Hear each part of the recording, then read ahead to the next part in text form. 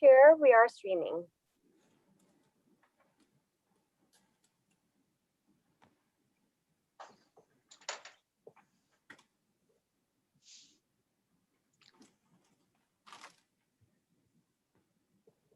And we're ready when you are, Commissioner Davis. That's all I just needed to know. Yeah. I'd like to bring this meeting to order. I do have a quorum. It's June the 8th, 2021. And I need, Joan, will you lead us in the Pledge of Allegiance, please? I would be happy to. Thank All you. right.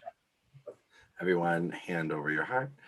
I pledge allegiance to the flag of the United States of America and to the republic for which it stands, one nation, under goddess, indivisible, with liberty and justice for all. Thank you very much, sir. I'd like, before we approve the agenda for this evening, I'd like to suggest that we switch unfinished business and new business. So it's just going to flip. So unfinished business will come as number 4 and new business will come as number 3. Has anyone got any problem with that? Okay, so we will be approving an agenda where item 3 is now item 4 and item 4 is now item 3. Jenny, may I have a, oops, I'm a little ahead of myself. May I have a roll call, I guess? We can kill 2 birds with 1 stone. So, yeah. Hi, everyone. hi there. Commissioner Byers, Present. Commissioner Darvish, Present. Commissioner Freiberg, Here. Commissioner Meltzer, Here. Commissioner Shandrick, Here, Vice Chair Palmieri, Here. Chair Davis. We have a quorum. Thank you. Thank you. And now I would like you to give us a roll call vote on the approval of the agenda as it has been changed. Item 3 is now item 4. Item 4 is now item 3. So, Madam Secretary, could we have a roll call for that? You have a motion. Oh, do I even have a motion? Oh, I'm sorry. So moved. And a second. second, Thought I just took over. Feeling a little red this evening. All right. Now may I have a roll call? Yes. Commissioner Byers, Yes. Commissioner Darvish, Yes. Commissioner Freiberg, Aye. Commissioner Meltzer, Yes. Commissioner Shandrick, yes, Vice Chair Palmieri, Yes. Chair Davis. Aye. Thank you. All right, thank you, everyone. Now we're going to public comment part of the evening. I'm sorry, we have minutes to approve. This is your secretary. We have several, right? Chair Davis, we have to approve our minutes from our last meeting. Oh, I'm sorry. That's good Lord. All right, I need a motion and a second to approve the minutes from the last meeting. I'll make a motion. Thank you, Commissioner Darvish. May I have a second? Second. Thank you, Commissioner Meltzer. All right, Jenny, may I have a roll call, please? Commissioner Byers? Commissioner? Yes. Commissioner Darvish? Yes. Commissioner Freiberg? Aye. Commissioner Meltzer? Yes. Commissioner Shandrick? yes, Vice Chair Palmieri? Yes. Chair Davis? Yes, Thank you. thank you. All right, now I'm moving to public comment. Yes, now we'll be moving to public comment. Our first person speaking will be Danielle Wilson. Danielle? Hi there. Good evening, Chair Davis and honorable commissioners. My name is Danielle Wilson. I live here in West Hollywood, and I'm an organizer with Unite Here Local 11, which is the hotel workers union here in West Hollywood. As residents of this city and stewards of our public welfare, I wanted to provide you with an important update regarding a policy moving through the city council right now, which is relevant as we face reopening just a week from today. As you all probably know, hotel tax revenue is the single largest source of income for our city, and the hotel workers that make this economic engine run have been some of the hardest hit by the pandemic many of them who have dedicated decades of their lives to this industry. Unfortunately, many of them have been left in a state of uncertainty about their employment for over a year, despite their decades of service in some cases. This is why they have called on the city of West Hollywood to pass an ordinance that will ensure that they are recalled back to work by seniority. Second, hotel housekeepers in particular face several challenging circumstances, even prior to the pandemic, that need to be addressed as we face reopening. Hotel housekeepers often work alone in rooms with no cameras or witnesses. Unfortunately, this means that housekeepers face threatening conduct in their workplaces, so this law will provide them with panic buttons. So if God forbid they're in danger, they can easily call a trained security guard to their location. Secondly, hotel housekeepers often experience heavy workloads and are not compensated appropriately for the type of quota-based work that they do. So the law would create a rate of work in order to ensure they are compensated fairly. They wanted to tell you their stories at tonight's meeting, and I hope you will stand with them independently as citizens of our great city. Thank you. Thank you, Danielle. Our next speaker is Esperanza, and we will have a translator, Christina, translating her public comment.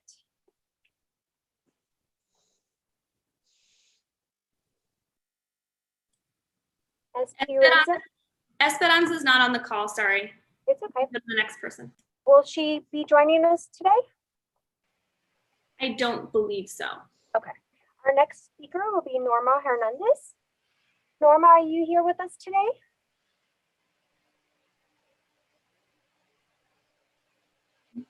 Norma? Norma está aquí en la línea. I see her.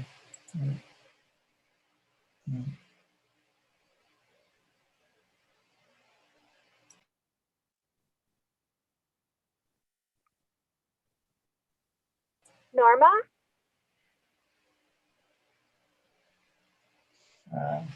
Okay, so our next speaker would be Sandra Pilares.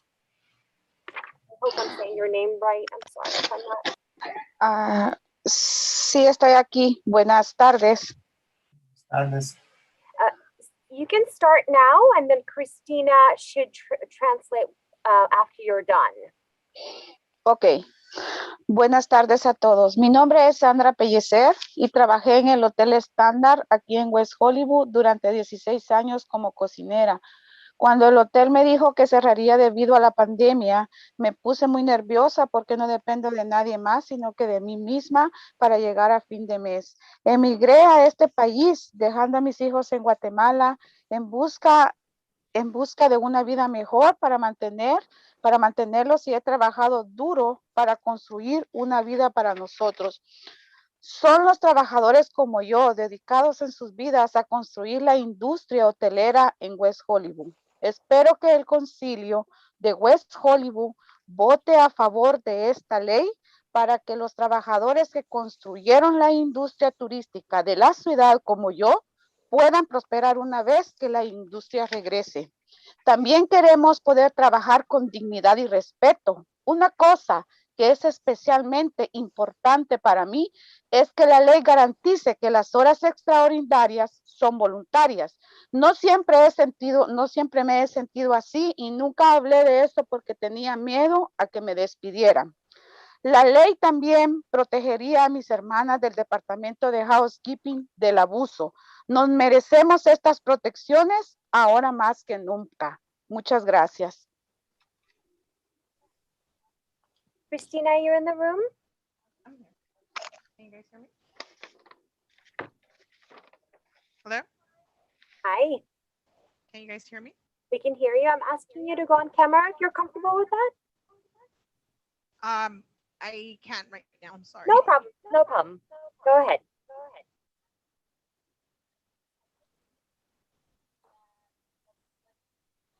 Are you guys ready? Yes. Okay. My name is Sandra Pellecer. I work at the Standard Hotel for West Hollywood for 16 years as a cook. When the hotel told me it would close because the pandemic, I got really nervous because I don't depend on anyone but myself to make ends meet. I immigrated to this country, leaving my kids behind in Guatemala in search for a better life to provide them and have worked hard to build a life for us. It is workers like me who dedicate their lives to building a hospitality industry in West Hollywood. I hope that the West Hollywood City Council votes in support of this law so that the workers that build the city's tourism industry, like myself, can thrive once the industry comes back. We also want to be able to work with dignity and respect. One thing that is especially important to me is that the law guarantees the overtime is voluntary.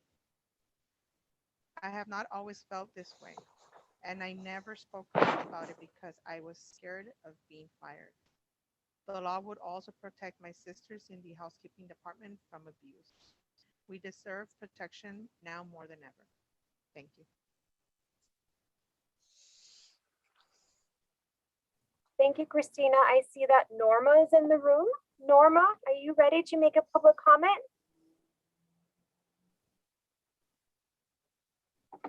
Norma, ¿está lista para hacer su comentario, perdón?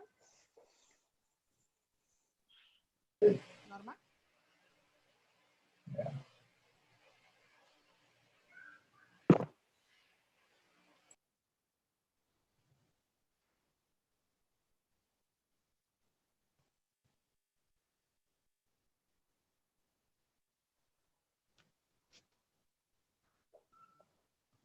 Christina, can you ask her to unmute herself? I think she muted her call. Norma, si se puede quitar de la voz privada, por favor. Porque creo que se puso en voz privada. ¿Si nos escucha, Norma?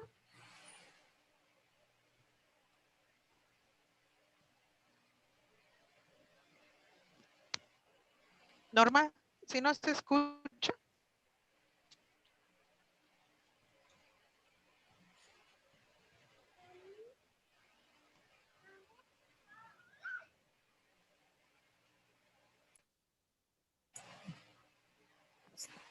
Jenny, is there a way we can attempt? I mean, I cannot hear anything and I'm not getting anything, any feedback at all. So is there a way we can either attempt to get the person to speak to us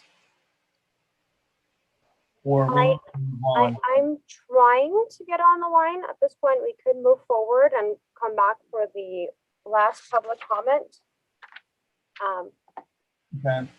Staff chair, David. That would be fine. Is there one more, Jenny? One more public comment? Norma, who is having Some issues. Mhm. She could stay on if she would like to speak later, or she could also submit or have Christina submit a written public comment. Christina? Thank you all for speaking under public comment. We're moving forward with item 1E. Thank you. All right.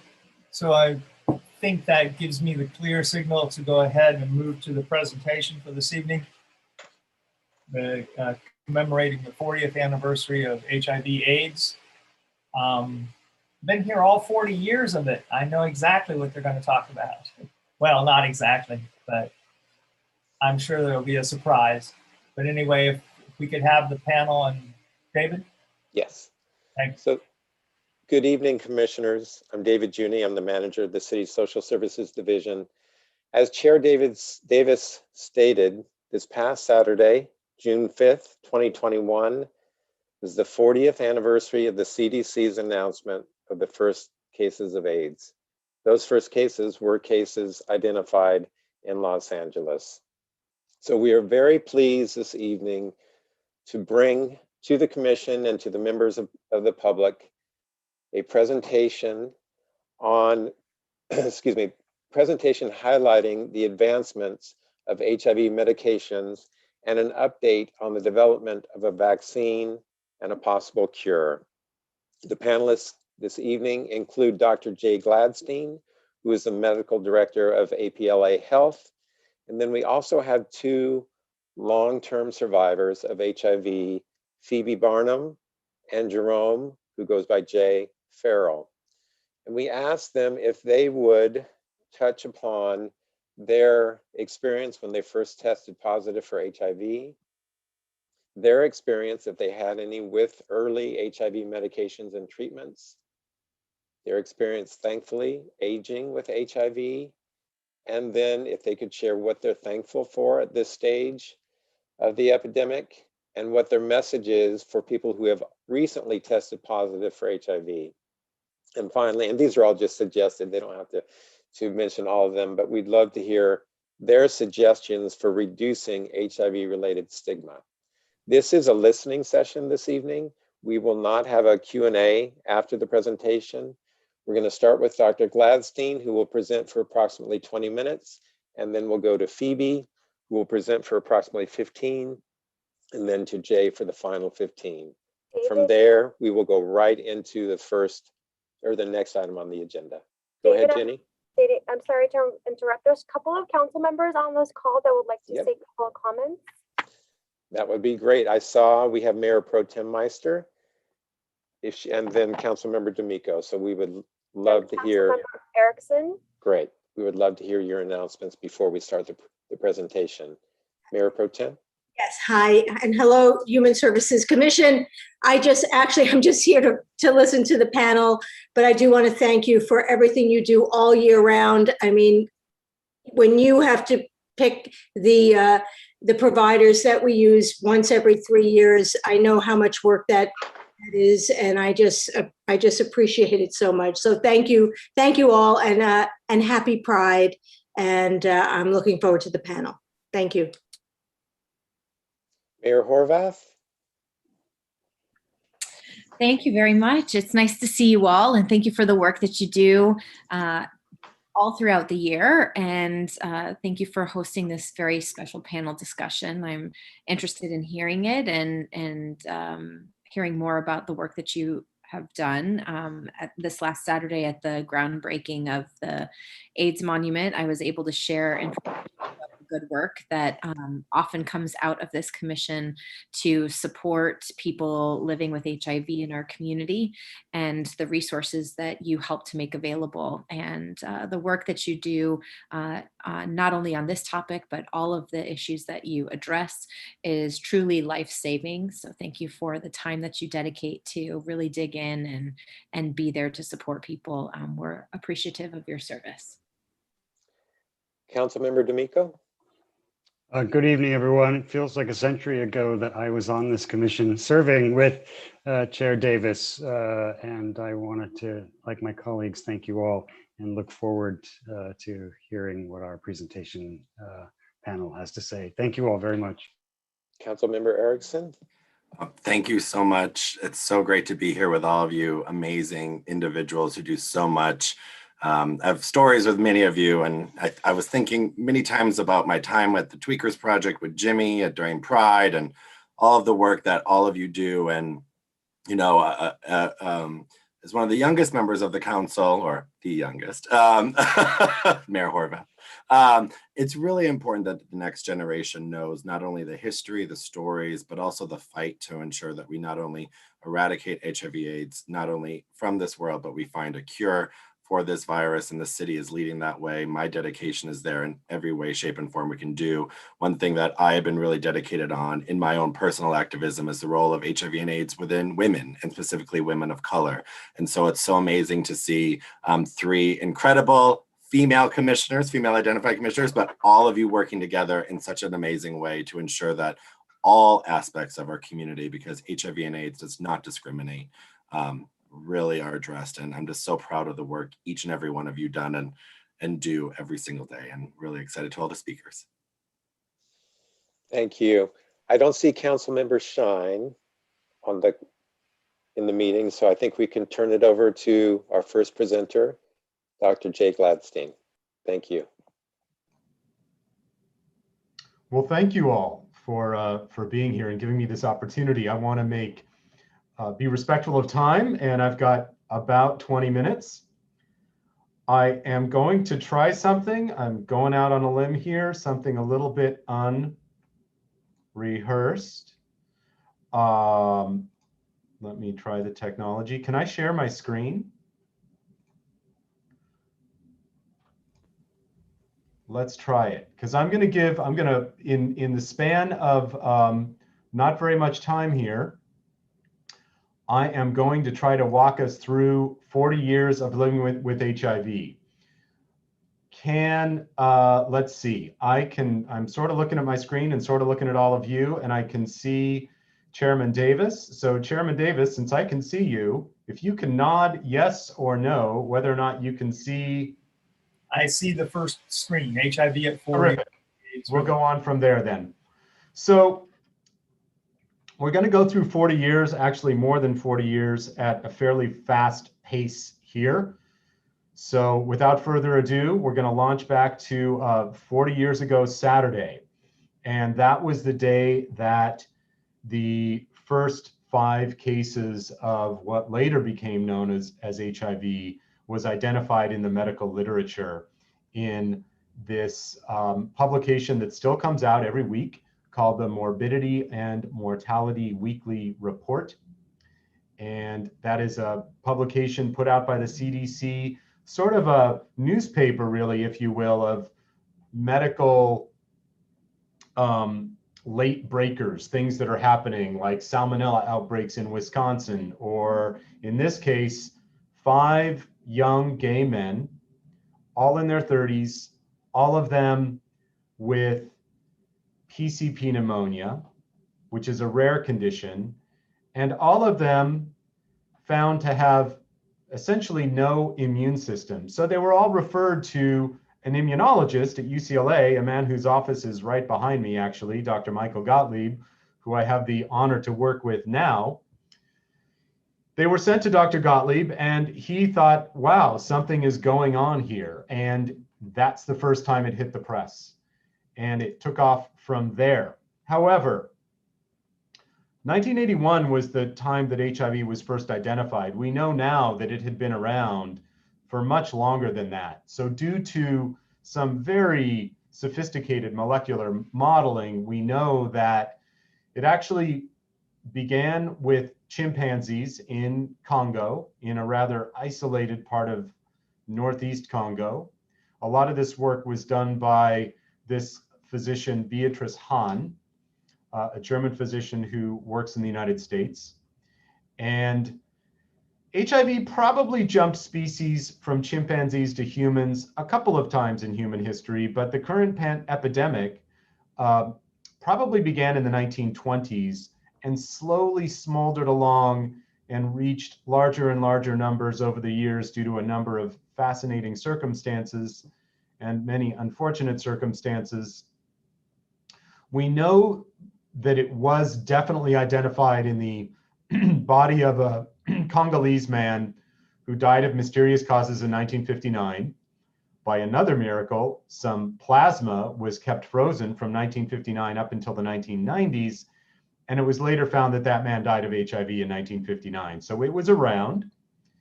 And from Congo, when Congo hit rather difficult economic times and turmoil as the Belgians left, the United Nations brought in French speakers, Black French speakers from Haiti to help run the country. HIV then jumped from Congo to Haiti, from Haiti to North America, from North America to the rest of the world. So even though 1981 is the year we identify it, and now is the beginning of the epidemic, we know that it began decades earlier. Marching on through the history, we didn't have a term for it in 1981, but in 1982 we did. That's when the term AIDS was coined. The popular press, by the way, was calling it GRID at that time, gay-related immune deficiency. We heard other people talking just now about, we have women with HIV on our call tonight. We know that over half of all people in the world with HIV are women, and the first cases in women were reported in 1982. Also, the first cases of transmission from mother to child. The virus itself was identified by a woman, this woman, Françoise Barré-Sinoussi, in Paris in 1983. Luc Montagnier is often given credit for it, but she did all of the work. I'm sure the women and others on this call are not surprised. They both ended up getting the Nobel Prize later on. So what did it mean for people living with HIV in those early years? So looking at these early years from 1981 to 1987, this is a medical graph that may not mean much to those of you on the call, but I'm going to walk you through it. So this is looking at survival. And the lower this graph goes, the worse the survival is. So over time, at 60 months, we see 90% of all people with HIV, with AIDS, have died. And at about 10 months, 50% have died. Remember, keep in mind that in these early years, from 1981 to 1987, we have essentially no treatment available. We don't have essentially no treatment available. We do have no treatment available. This is another way of looking at it. And I know that there's a lot of information, a lot of numbers on this page, so ignore most of it. What I do want to point out are these periods, these eras here. So these early years in the 80s, 80 to 85 to 90, we can think of as the years of devastation. And for those of us who lived through it, that probably seems very apt. And the devastation actually for many of us spills into this next era, discovery and action. And these are the early years of effective therapy. And then from about 2010 going forward is when we enter a new era, when we can begin to actually think about and visualize the end of AIDS, because we actually have the tools on hand to do it. So this is an era, obviously, of much more hope. But let's jump back, if you will, to devastation. So the world, of course, was quite shocked in October of 1985 when Rock Hudson not only is outed as a gay man, but he dies of AIDS. So that brought this condition, which up until that point was something that was impacting homosexuals and hemophiliacs and people from Haiti. It brought it home as something much scarier. And I put this in here just because of the irony of here he is months before he's actually diagnosed with HIV with Ronald and Nancy Reagan, who were later quite targeted, well, not later, at that time, for essentially doing nothing. And for those of you that want a fantastic read, and yes, I am one who would prefer to read it than to see the movie version. I have to admit, I never did see the movie version. This is an amazing description of the first years, the first 5-6 years of the HIV epidemic, and the way the powers that be really did as little as the band that was playing on as the Titanic sank. So some similarities with COVID, but some vast differences as well.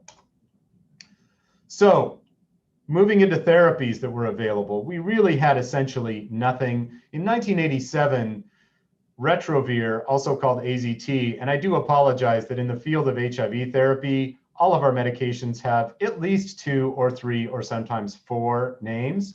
So AZT, Retrovir, ZDV, it's all the same thing. That was pulled off the shelf. It had been around since the 1950s, but pulled off the shelf and tried. And it did have a little bit of impact to sort of dull the progress of HIV for a few months, but it, for many people, made them sicker rather than better. And people continued to die, some of them slightly nefarious figures, such as Roy Cohn, who died in 1986. It was a period of a great deal of fear, so much fear that Princess Diana touching the hand of somebody with HIV was enough to make the newspaper touching somebody's hand with her own bare hand.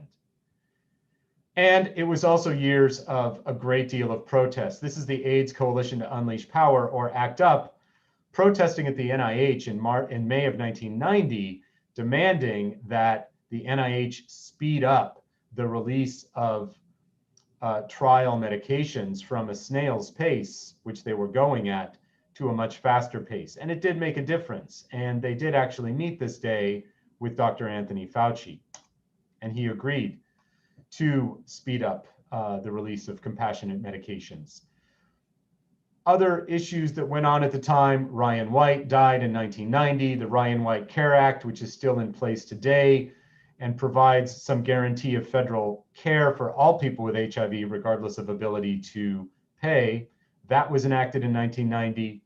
Magic Johnson, alive today, announced his HIV diagnosis in 1991, and we lost others, many, many others. This is just a smattering of some of the more famous ones: Freddie Mercury in 1991, Arthur Ashe in 1993, and getting onto treatments, we start seeing other nucleosides, the same class as AZT in the early 90s, but we don't really have any success at all. We're sort of really trying our best to put our finger in the dike here, but nothing's really working until, I skipped ahead, I'm sorry, until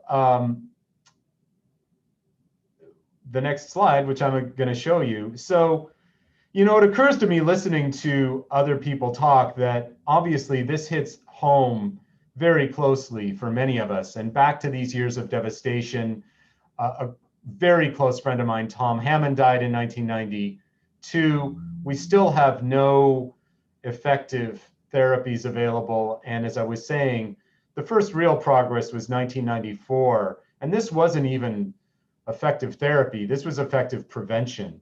And this was a trial led by the CDC called ACTG, or AIDS Clinical Trials Group, trial number 076, showing that we can effectively reduce mother-to-child transmission from almost a quarter of all children born to mothers who are HIV positive to less than 10%. Other than that, we have nothing effective. In the early 90s, we do start to see 2 nucleosides working a little bit better than 1.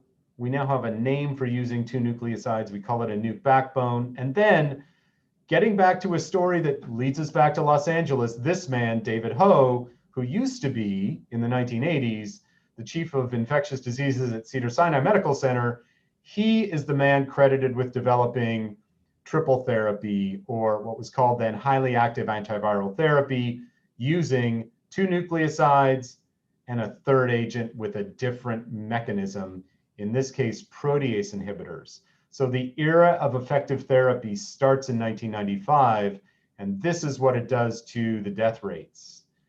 We had over 40,000 people dying a year in 1995. Within 2 years, that plummets. And we still do have people dying of HIV, mainly people that don't have access to care, but we're still using essentially the same therapies, and that's what I'm going to talk about for the rest of the talk. So this is another graph showing that as use of antivirals goes up, death rate goes down. And now to look at some of those therapies, I'm going to, for the sake of time, I'm actually going to skip ahead. We start to use in the early 2000s regimens that do not have a protease inhibitor, that use a non-nucleoside. And I'm going to name one of those specifically very soon. We have debates going on during those first 10 years of effective therapy about when to start. Do we delay? Do we do strategic treatment interruptions? These are the things that we're talking about during those first 10 years. And then finally, almost 10 years into having triple therapy, we had this big advance, and that is ATRIPLA. So speaking of triple therapy, that has triple therapy, but it's all in one pill. So in 2006, 1 pill once a day was pretty miraculous. And before we started this, Jay Farrell made a comment about how he so wished in those early years that there was something available. And my friend Tom, I remember just before he died, was so desperate to get onto a clinical study. So it was pretty phenomenal when in 2006 when ATRIPLA came out. And it's, you know, worth remembering what things were like 15 years ago and how earth-shaking that seemed to be. What a tide turner that was. And the tide continued to advance with, in 2007, the development of this new class that Icentris is one of the examples of, the first example of the integrase inhibitor class. And again, I'm skipping ahead a little bit for sake of time. We have more single tablets coming available roughly 10 years ago. And then integrase inhibitors really become the preferred third agent in our therapies. And again, for the sake of time, I'm not going to talk about PrEP. Another huge breakthrough was in 2011 when we had this enormous study that really demonstrated that the most effective preventive intervention we have is treatment. So by treating people that are HIV positive, we really stop transmission. And that goes a huge way to reducing stigma. Again, I almost apologize here because we could talk about this for a while, but we're not going to because we're marching on. What we do begin to see thoroughly by around 10 years ago is that lifestyle and expectancy is really normal. And more advances in more single tablet therapies going on with Genvoya, Descovy, Biktarvy, and also over the past 3 years or so, using just 2 meds for therapy rather than 3. And Juluca and Dovato are 2 examples of that. Finally, just a little bit here on where we seem to be going in the future, and that is using more and more dual therapy rather than triple, I'm sorry. So 2 meds rather than 3, and using long-acting injectables, which we do have now. In January of this year, we have our first long-acting injectable, Cabenuva. It uses 2 meds. The injection is given once a month.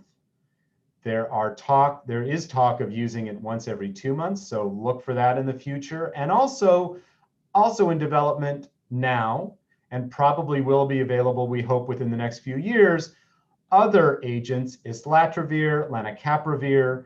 These are agents which can also be given as very long-term injections every 3 months to 6 months. So look to that for the future. And now a few words on cure. Cure is something we desperately hope for. It's difficult. It can be done. We're going to talk in a minute here briefly about a few cases where it has been done. But one of the reasons cure is difficult is because HIV forms these reservoirs. And this term reservoir is a little bit misleading because it makes it sound as if it's in one spot in the body, but it really isn't. So the same way we have blood cells all over our body, if you're to prick your finger, you bleed, you pick your toe, you bleed.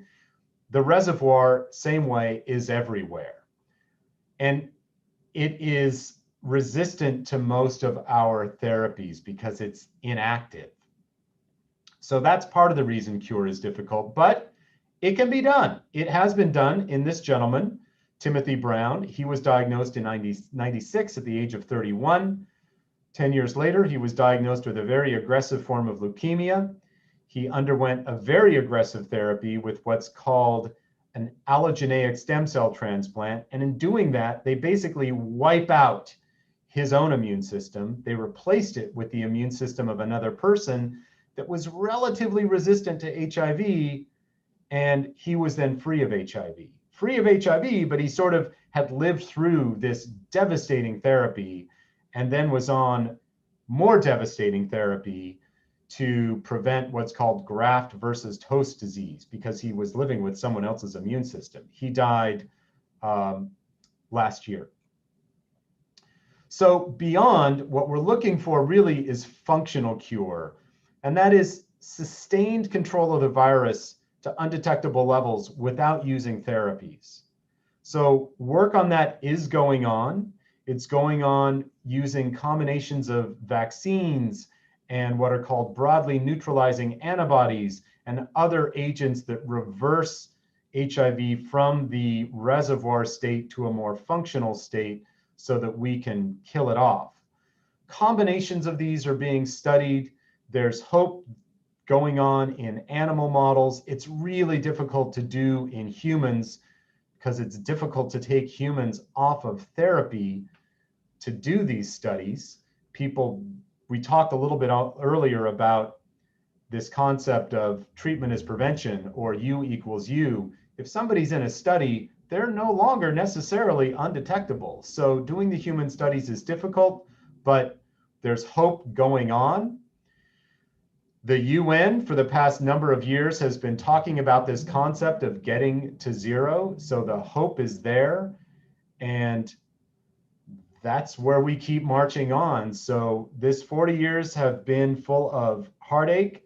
There's probably going to be many more cases of 2 steps forward, 1 step back, but we're getting there and we are making progress. So keep up your good work, all of you. All of you are inspiring. Before we started talking, Jay Farrell brought a tear to my eye.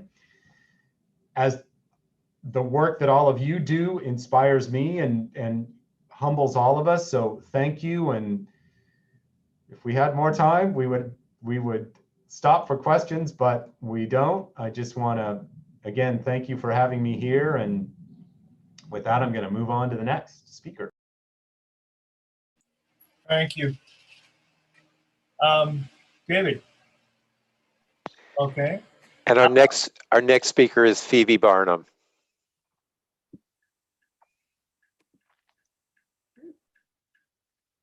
Start my video. Okay. Hello, can you? Okay, can you see me? Yes. My name's Phoebe Barnum. I've had HIV since 1983, and I found out my diagnosis because I donated blood and got a letter from the Red Cross, a certified letter from the Red Cross that I opened on Sepulveda that said I had AIDS and that I should call the Red Cross and come in and get on a study there. And it was just absolutely devastating. So going through preparing for this evening has been really pretty difficult because this has been going on since, you know, for 38 years of my life, which is the majority of my life. So I've been around since pretty early on. So I donated blood in the okay. So I believe by starting my career being in studies with the Red Cross that it's really important to be in studies and to give back. And as a heterosexual white woman, you know, now an older white woman, it's been very appreciated that I would get involved in that part of this journey. In 1986, I was introduced to a doctor, Dr. Rothman, Paul Rothman, who was extraordinary. It was through the Red Cross, and I would go and see him, and the waiting room would be full of men that were in really dire straits, and they had KS, and it was really frightening. And in some place in my mind, I thought, well, I don't have the same thing they do, you know, because I'm a woman. So I was obviously in denial. And I've listened to my doctor, and he said, you know, go to Mexico. And so my husband and I went to Mexico and bought all the ribavirin we could get our hands on, and that didn't do anything. And then during work, I would go to the Buyers Club, which was next to MacArthur Park, and knock on a door, and somebody would actually open a peephole and let me in, and I'd get I think it was DDI, you know, the forerunner to DDI. And I felt like a criminal, you know. It was really a strange time. And I didn't tell anybody where I was working because at that point, there were people where I worked that did have HIV or AIDS, and I just wasn't ready to say anything because it was also new to me. And people would come to me like, I shared a cigarette with him, you know, am I going to get it? And I'm thinking, oh God, you know. I just said, no, I don't think you will, you know, because I just didn't want to out myself. Let me see. Like as was mentioned earlier, AZT was the first medication available. So we all just jumped all over that. And that was 8 pills every 8 hours, so that you'd have to set your alarm and get up during the night and take another handful of pills. At that point, after AZT came DDI, D4T, and DDC, and all kinds of stuff, human growth hormone. And studies were not apparently being done on women, because we could get pregnant or they just didn't feel like it. So we were being dosed the same as men. So a 120-pound woman could be dosed the same as a 200-pound man. And we were getting so sick with diarrhea and vomiting, and it was devastating. So thank God ACT UP came along and redefined they created the AIDS definition for women, which is different. I mean, it's different from men. We have ovaries, so that I'm really grateful for what they've done. So basically we're no longer little men. It was nice. But at that point I had become either allergic to or resistant to pretty much everything. So, different things would come along and I'd get rashes or, turn yellow, or, some strange thing would happen. In '94, I developed a AIDS-related lesion on my retina, which was misdiagnosed as my having CMV. And I did a month of IV ganciclovir, which turned me sort of green-gray. And it turned out that it wasn't CMV, that it was some sort of AIDS-related issue, and I ended up having 4 surgeries on my eye and ultimately being blind. So 95, as was discussed, was the dawning of protease inhibitors. So the pill burden was ridiculous. We were taking pills with food, without food, and it was insane. So it was like a career just trying to figure out how to take your medications. So when protease inhibitors were added to the cocktail, I mean, it was prior to that, we were all going to die. We were just going to die, and you get that mindset, and you can get sort of okay with it, I guess. But when the protease inhibitors came out, it was like a complete reversal. Like it was no longer a death sentence. It's like there's a chance you're gonna live. And by then, so many people had sold their life insurance and they've had maxed out their credit cards, so we got the Lazarus effect, which was profound. I mean, just trying to wrap my mind around, one day you're gonna die, next day you're gonna live, and then should I have made plans, I'd gotten an advanced degree before all this, so I had that, but it's like, so what do I do now? It's really, really weird. So I took Crixivan, and Crixivan is one of the protease inhibitors, which is just a vile drug. My reaction to it was I got lipodystrophy, lipoatrophy, and a huge buffalo hump. So Nancy McNeil, who was a member of ACT UP, and I went to a women's AIDS conference, International AIDS Conference, to the Merck display, which I don't know if anybody can remember this one, but it was so inappropriate and so ridiculous. This really buff man climbing a mountain, and there's this huge display of this, and here we are just coming off of us all dying, and they've got this guy going up the hill. I thought, oh, so she's yelling, take responsibility. And I'm saying, look at my back, what have you done? And it's just, it was wild, it was just a wild time. So I had the first time I had the hump removed, it was, and I was in a hospital on Olympic.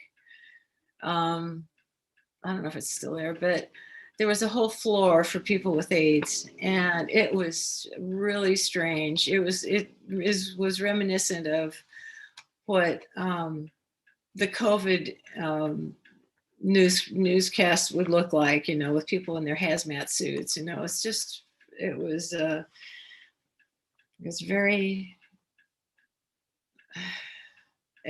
strange. So when I did have this thing removed, I asked my doctor to please mail the hump to Merck, and he did, and it was fabulous. So in 2006, as was discussed, the first single dose pills came out, and I couldn't take them because I was either allergic to or resistant to everything. So there was always some component in there that I couldn't take, so that didn't work. So in 2007, I got in a study with two drugs that ended up being Acentris and Intelens. And it was like my last ditch effort, so I'd have to sign, or it could kill you, paperwork. But it's worked out really, really well. I mean, it did ultimately get FDA approval, and my viral load is now undetectable, and I have over 900 T cells, and I'm pretty proud of. Can't name them anymore. I was asked about aging with HIV. It's really been a challenge, clearly. In 86, I was told I would be dead in 2 years, and so I should have been dead in 88. And I have issues with anybody, particularly a healthcare professional, telling a person when they feel they're going to die, because I'm 70, and nobody has a right to tell you when you're going to die. So, stigma. I like this quote. It said, in 1985, December 19th, the Los Angeles Times poll finds that a majority of Americans favor quarantining people who have AIDS. So we really have come a long way on stigma. It's such a full topic. I believe it's changed because early on, I think people were so afraid of their own mortality, and I don't want to do what you did and get what you have, and just making you the other. So I've been very reluctant at times to tell people that I'm close to about my having AIDS, because I don't want to carry their emotional response, because it's a real heavy weight for both of us, and I'm tired. I just don't want to do it. So my sister, as far as people being outed, my sister actually outed me a long time ago with her extended family. And so when my husband and I went to visit, I would get these furtive glances, people looking at me and then looking away. And I'm thinking, what on earth is going on? And I figured it out, and it's just like so damaging. It really did affect my trust with my sister, because for whatever her needs were to do that, that it wasn't okay. Other people outed me, and like somebody was my hairdresser, and she's had to tell everybody, and it was just ridiculous. Her sister actually told me that she felt so sorry for me because my life was so miserable and hers was so wonderful. And I thought, well, that's interesting. Our friendship's over. I mean, who needs that? So I believe it's a different disease now, and it's the diagnosis is not dire. You can look. It's something that's manageable now. It's not the death sentence it was. So I think that it's changed that people, they'll actually say, isn't there a cure for that? Or isn't there a pill for that? It's yeah, sure, fine. If that's what you want to believe, fine. So, sometimes, and there is a pill for that. And I am so grateful that people, newly diagnosed people, don't have to go through what the long-term survivors went through, because it's a wonderful thing.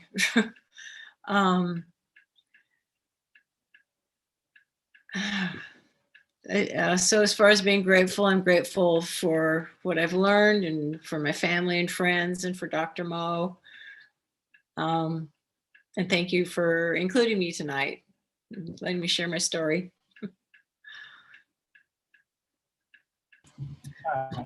Very, very much thank you, Edie. It's a very nice story. Thank you. Mm-hmm. David, did you want to introduce Jerome, or? Right. Our next panelist and last speaker is Jay Farrell. Right.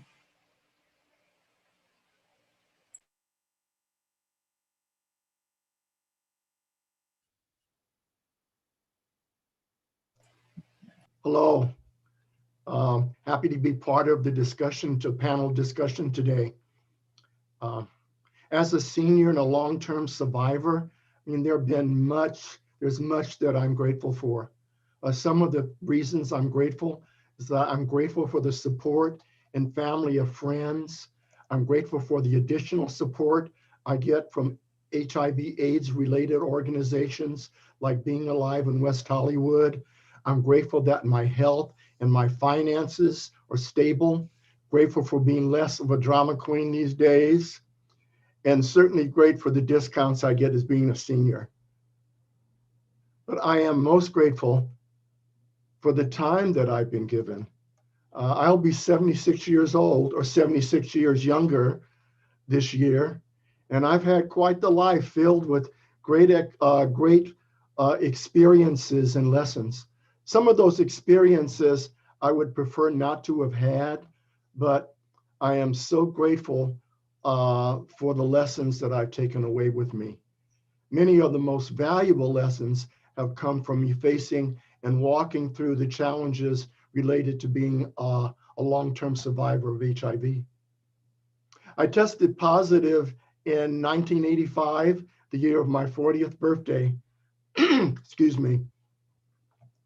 Before those test results, I felt like, in a way, like there'd always be a tomorrow. What was it that the character Scarlett O'Hara said in the movie Gone with the Wind? After all, there'll be another day. Well, hearing those results, it felt like my mortality was slapping me across the face and saying, no, Scarlett, sooner rather than later, there won't be another day. And there was nothing around me that I saw, nothing that I heard that contradicted that. So from that day, I start feeling the most intense of emotions. Absolute terror and panic, and such a feeling of hopelessness. And it all come at me like washing over me like a wave. Usually it would happen when I was alone, like driving in the car or having a meal or while I was sleeping. And I can't forget the shame. Asking myself, what had I done? How irresponsible I had been that I brought this on myself. So maybe I deserve to be ostracized by the society, called a pariah, a leper. That's how the general public looked at people with HIV and AIDS in 1985. This country was in total panic. Much of the US still believed, excuse me, that the virus could be passed through the air, through casual contact, through toilet seats, drinking fountains, water glasses, just by touching. I was hearing stories of people with HIV and AIDS losing their jobs, getting evicted from their apartments, being denied medical treatment in hospitals. Every day you'd hear of someone getting ill and dying. The consensus was that once infected, most, if not all, would get sick and die. Ouch. It's still painful when I talk about, what I went through in those earlier days. I mean, I felt like I had no future. I put long-term goals and dreams and aspirations on hold. My focus was just getting through each day, just doing the essentials, pay the bills, go to work, and come home and wait to get sick. And when I get sick, I'd lose my job, I'd lose my income, I'd lose my medical plan, I would exhaust my savings, most likely lose the support of family and friends along the way. And then after losing all of that, I'd lose my life. Ouch. Fortunately, I reached a point where I just couldn't take it anymore. I couldn't take the isolation. I couldn't take allowing the gloom and doom thoughts to terrorize me. I mean, I reached a point where I felt like there just had to be another way of me getting through my situation. And there was. One evening while on the phone talking to a friend about how scared and hopeless I felt, he said that he knew someone who was attending a spiritual HIV support group, and maybe me going to that group would help me. He offered me the guy's phone number, and I took it. The guy's name was Justin. I called him up, we talked, and he invited me to join the group that met once a week. Walking out of that first meeting, I felt better. For the first time in months, I didn't feel as alone. As it, excuse me, as it turned out, some of the people in the group were also attending a weekly lecture that focused on metaphysical principles and such. I really started liking the idea of getting out of the house and getting out of my head. So I became a regular attendee of both the weekly support group and the lecture. They became the highlights of my week. Sometimes during the lecture, there would be singing. One day, a phrase in one of the lyrics to a song, it really resonated with me.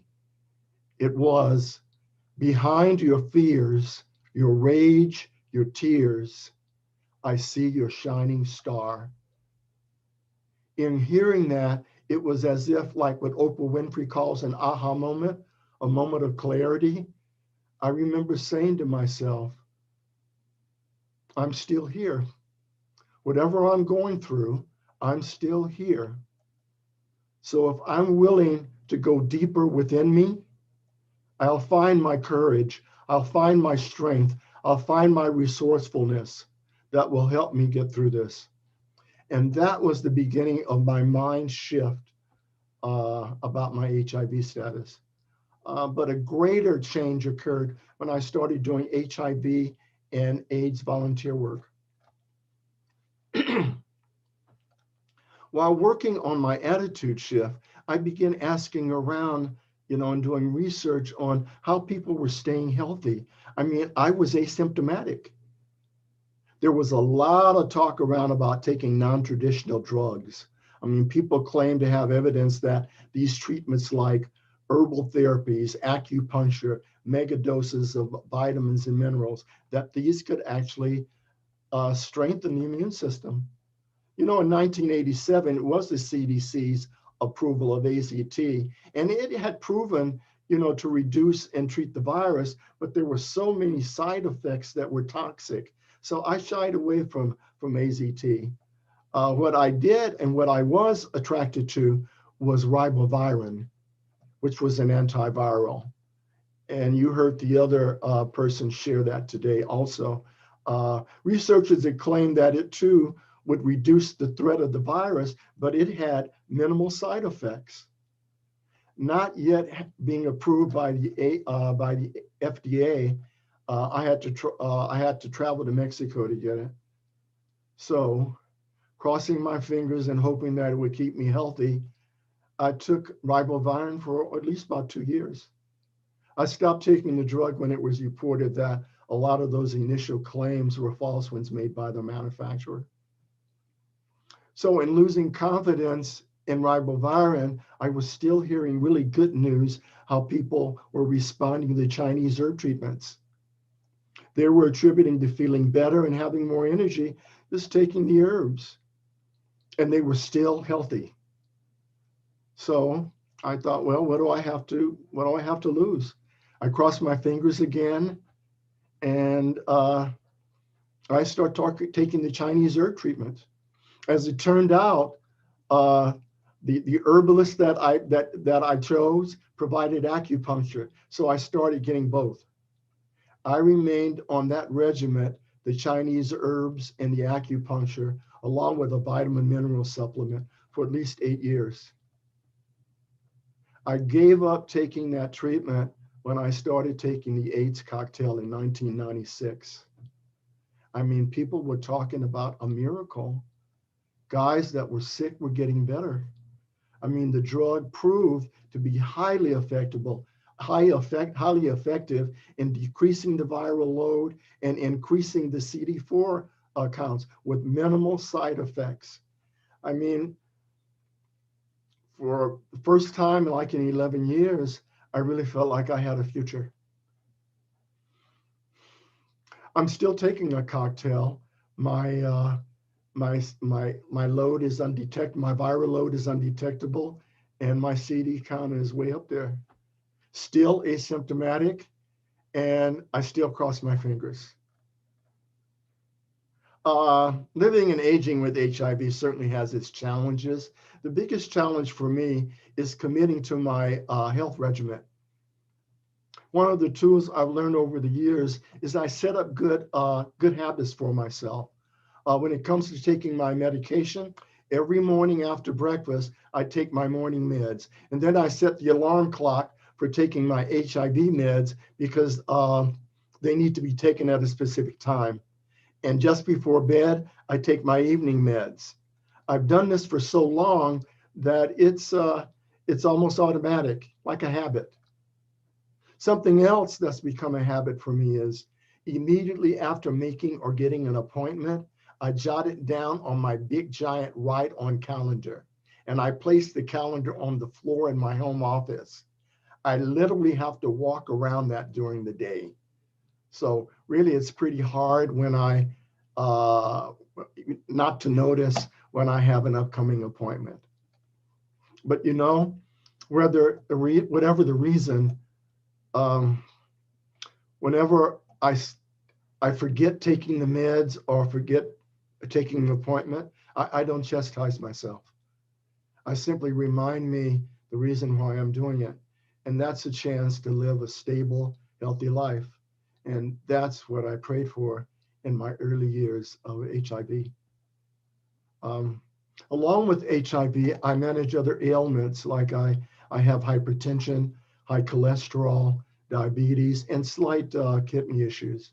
It's hard to know if those conditions are a result of my HIV or medication side effects or just age. But I work closely with my medical team and take medication and restrictions, diet restrictions to manage that. I guess today I feel that my mental health is just as important as my physical health. I work on an attitude of gratitude, inserting gratitude into a challenging situation. You know, it really helps me feel better, less anxious. For instance, if I'm facing a health challenge, you know, and feeling anxious, I remind myself the good medical plan that I have.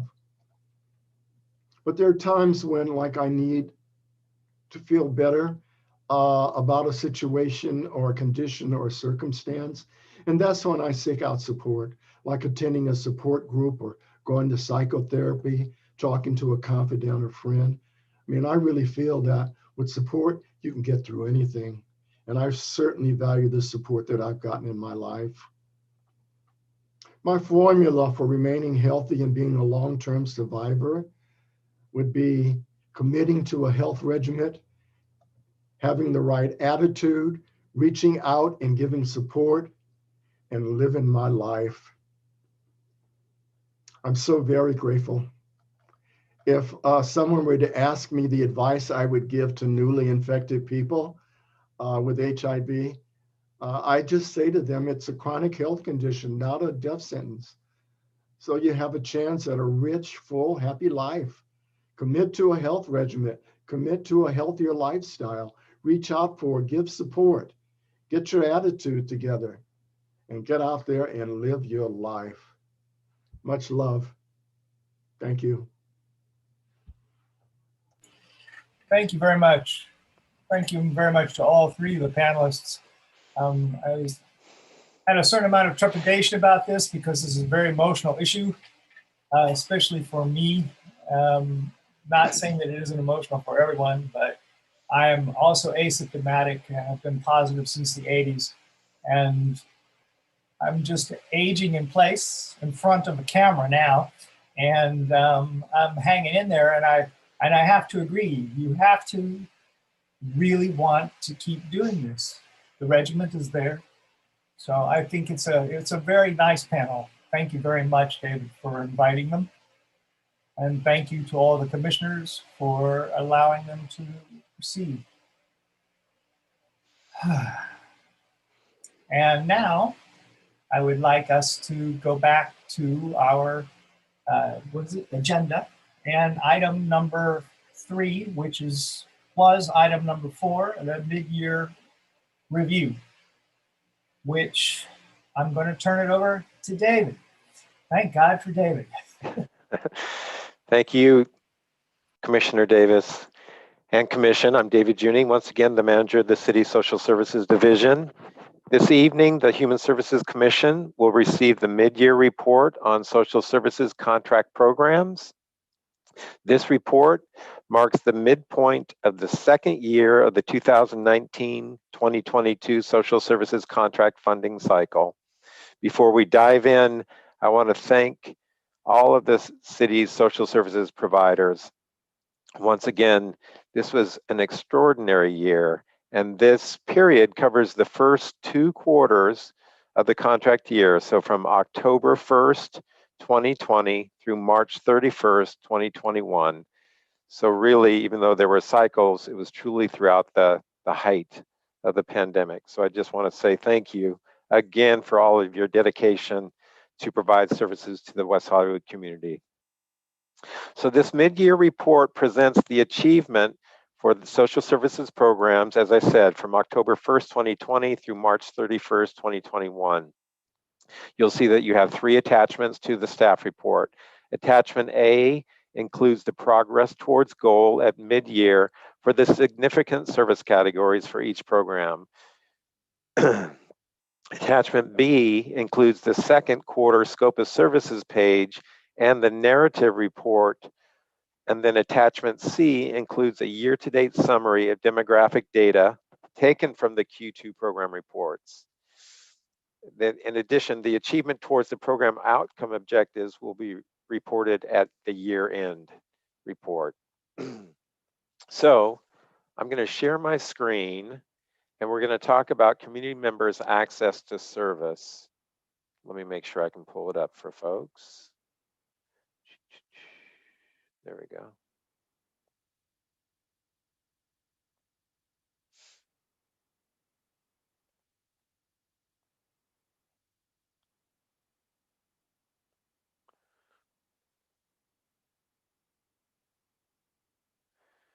Can everybody see this? Yeah. Great.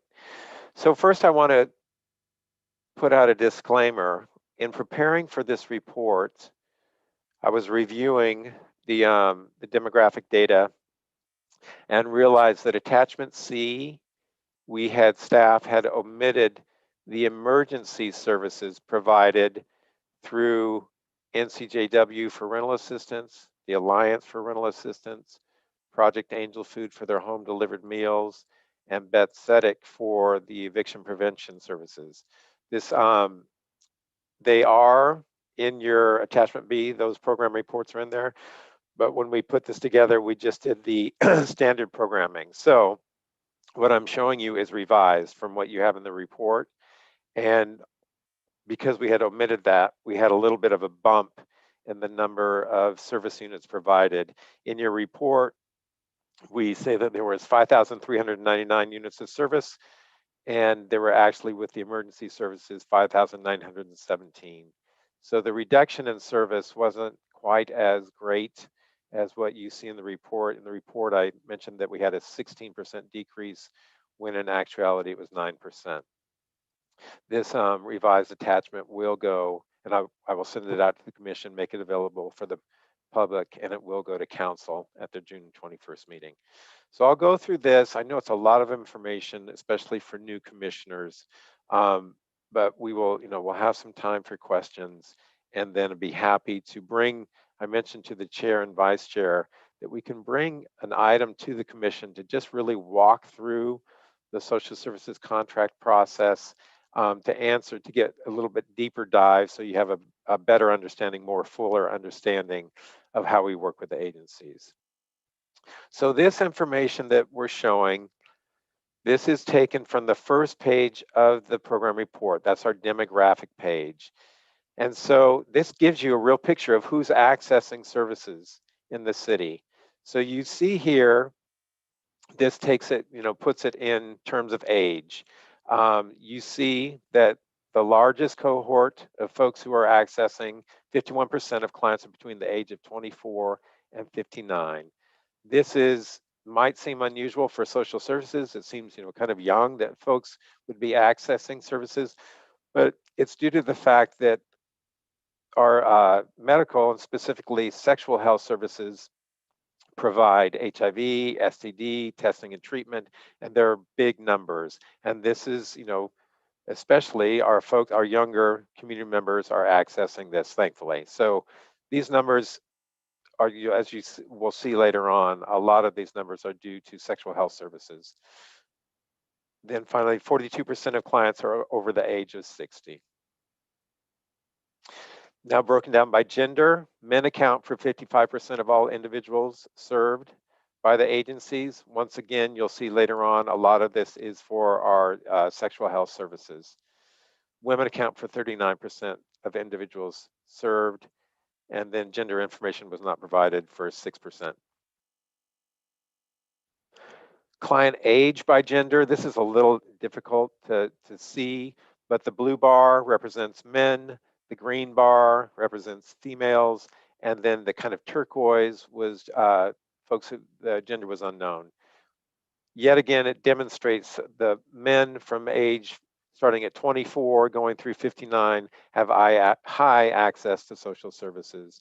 You'll see that the green bar for women starts to go up as women age, and in all actuality, the highest number of folks who are women who are accessing services is in the over age 80 cohort. Client ethnicity, 65% of the clients who access services identify as white. Hispanics account for 12%, 6% identify Black, and then Asian Pacific Islander, Native American, and other combined account for 6% of the individuals served. Household language, 71% of clients identify English as their household language, 18% identify Russian, 2% identify Spanish as their household language, 9% other languages.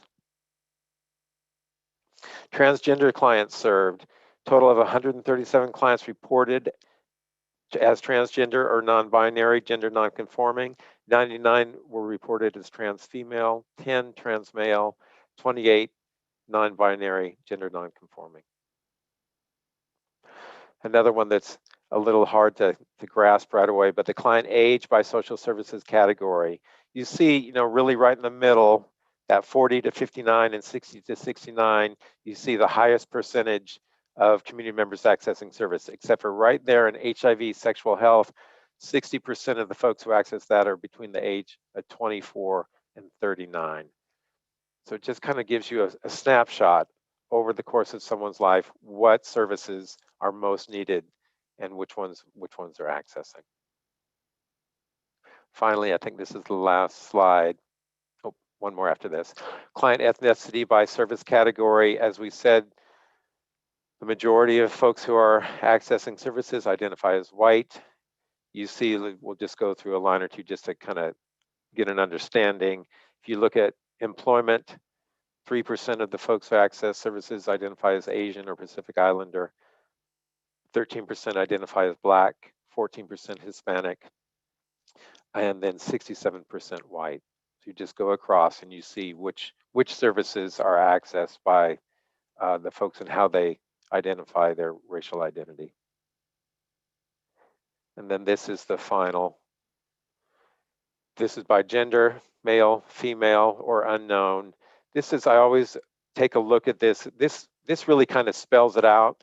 There you see HIV and sexual health services, 1,299 service units were accessed by men, 259 by women. That's probably the service category that has the highest disparity.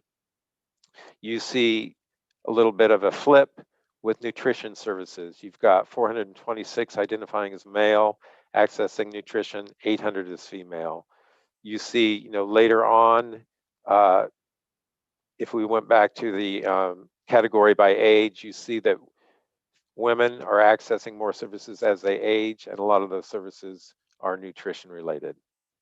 So that gives you a snapshot of who's accessing the services, what services are being accessed. I'm going to stop this. And I know you've heard a lot of me, but real quickly, the next section, we're going to turn it over to the program administrators to review the programs that they monitor very quickly. And we're going to do Leslie's for her. As I mentioned earlier before the meeting, Leslie is feeling under the weather and unable to make her report. So I'll be brief with Leslie's report, and then we'll go from myself to Derek, to Joan, to Katie, and then open it up for questions. Leslie wanted to make sure that you knew and that the agencies knew that you won't hear about each agency tonight, just those that the program administrators would like to highlight for strong performances or those experiencing challenges. The agencies that are on target for service provision may not be mentioned in the presentation from staff. They should not take that certainly as a slight. We do want to highlight the challenges and accomplishments. So Leslie oversees a lot of our medical services. So medical services, generally speaking, did see a decrease in service provision due to a reluctance among community members to seek non-urgent medical care at the risk of being exposed to the coronavirus. Planned Parenthood LA, for example, saw a decrease in need for HIV and STI tests due to quarantining and social distancing. In the case of dental services at Saban Community Clinic, for a time during the pandemic, the only services being offered being provided were of an urgent nature. As the vaccine became available and vaccination rates increased, community members began to feel more comfortable seeking on-site medical services, and staff expects that the Q3 and Q4 will reflect numbers much closer to goal. A few highlights that Leslie wanted to mention. First, for Saban Community Clinic, moving to telehealth for mental health services allowed Saban to expand the number of clients they were able to serve. Pre-pandemic, office space at the Beverly site limited the number of psychiatrists and therapists that could provide on-site services. The move to telehealth increased the number of psychiatrists from 1 to 4 and tripled the number of therapists available to provide mental health services to West Hollywood community members. Hiring more mental health clinicians to provide telehealth services expanded service provision at a time when many people were experiencing increased mental health challenges, such as depression and anxiety as a result of the pandemic. Pathways, the preschool, while many working parents and guardians had to choose between work and childcare, the preschool remained open throughout the pandemic, making it possible to choose work. With the exception of a few short-term interruptions in service when the preschool was closed due to positive COVID tests among students or staff, their doors did remain open. Providing high-quality, full-day subsidized preschool services allowed parents and guardians to continue to work and provide for their families. Finally, Leslie wanted to mention NCJW's emergency rental assistance. As you know, at every commission meeting this past year, You received an update under items from staff on the emergency services provided to community members. Chief among them was emergency rental assistance provided by NCJW. To date, NCJW staff have approved and administered 1,861 rental assistance grants totaling $1,535,258. This was no small feat and has helped alleviate some of the financial stress community members were feeling amidst job loss, public health concerns, and real uncertainty about the future. Truly a success. And with that, I will turn it over to Derek. Good evening, commissioners. Can you all hear me? Yes, okay, good. So I'm just gonna start my report by talking about the Alliance for Housing and Healing and Betsedic. So they've continued to provide emergency services during the pandemic. The Eviction Defense Program has served 106 community members since the program's inception. Interesting news about the Alliance for Housing and Healing and APLA Health. They've agreed to merge. The two will join forces on July 1st to improve the health and well-being of people living with HIV and focus on the needs of the LGBTQ+ community. The Alliance will continue as a subsidiary of APLA Health and will maintain its existing contracts, the office locations, the client services programs, and staff. So the WeHo staff at the Alliance are excited about the greater collaboration with APLA case managers, their benefits counselors, and that access to mental health services. For Being Alive, the syringe services program is now back online at AHS Out of the Closet. And starting this week, they'll be operating the syringe services program twice a month on the 2nd and 4th Saturdays from 4 p.m. to 7 p.m. In addition to syringe exchange, the program also provides HIV testing through AHF, fentanyl test strips, naloxone, as well as masks and hand sanitizer. The greatest challenge for Being Alive in Q2 was the medical updates service category. 3 presentations were scheduled and had to be canceled by the pharmaceutical company who was putting on those presentations due to a delay in the drug, and then also due to privacy regulations using Zoom. So these medical updates are going to start again, and they'll actually be in person soon. And a big draw for the updates is the dinner that used to pre-pandemic accompany the medical updates. And so the next one, when it's in person, is going to be at a restaurant. So we hope for those numbers to increase. For the LGBT mental health services program, they're still offering 100% telehealth services. And as David mentioned, mental health services have been thriving in this virtual model. Patient retention is at an all-time high. And for the city's-specific contract with the center, psychiatric services are at an all-time high. I dug up Q4 from year 1920, September 2019 to 2020, and there were 41 people who received a psychiatric evaluation in that contract year. And then in Q2 of this year, just at mid-year, the exact same number, 41 people received a psychiatric evaluation just at the mid-year. So we're anticipating more throughout this contract year. Which is a good sign. It's a good sign that people are receiving this important service. For homeless outreach services, the numbers should increase. You probably saw they were low in this past quarter, but they should increase now that in-person field outreach has started up again. For the LGBT Center's sexual health program, that's also picking up after a slip in testing numbers as a result of the pandemic.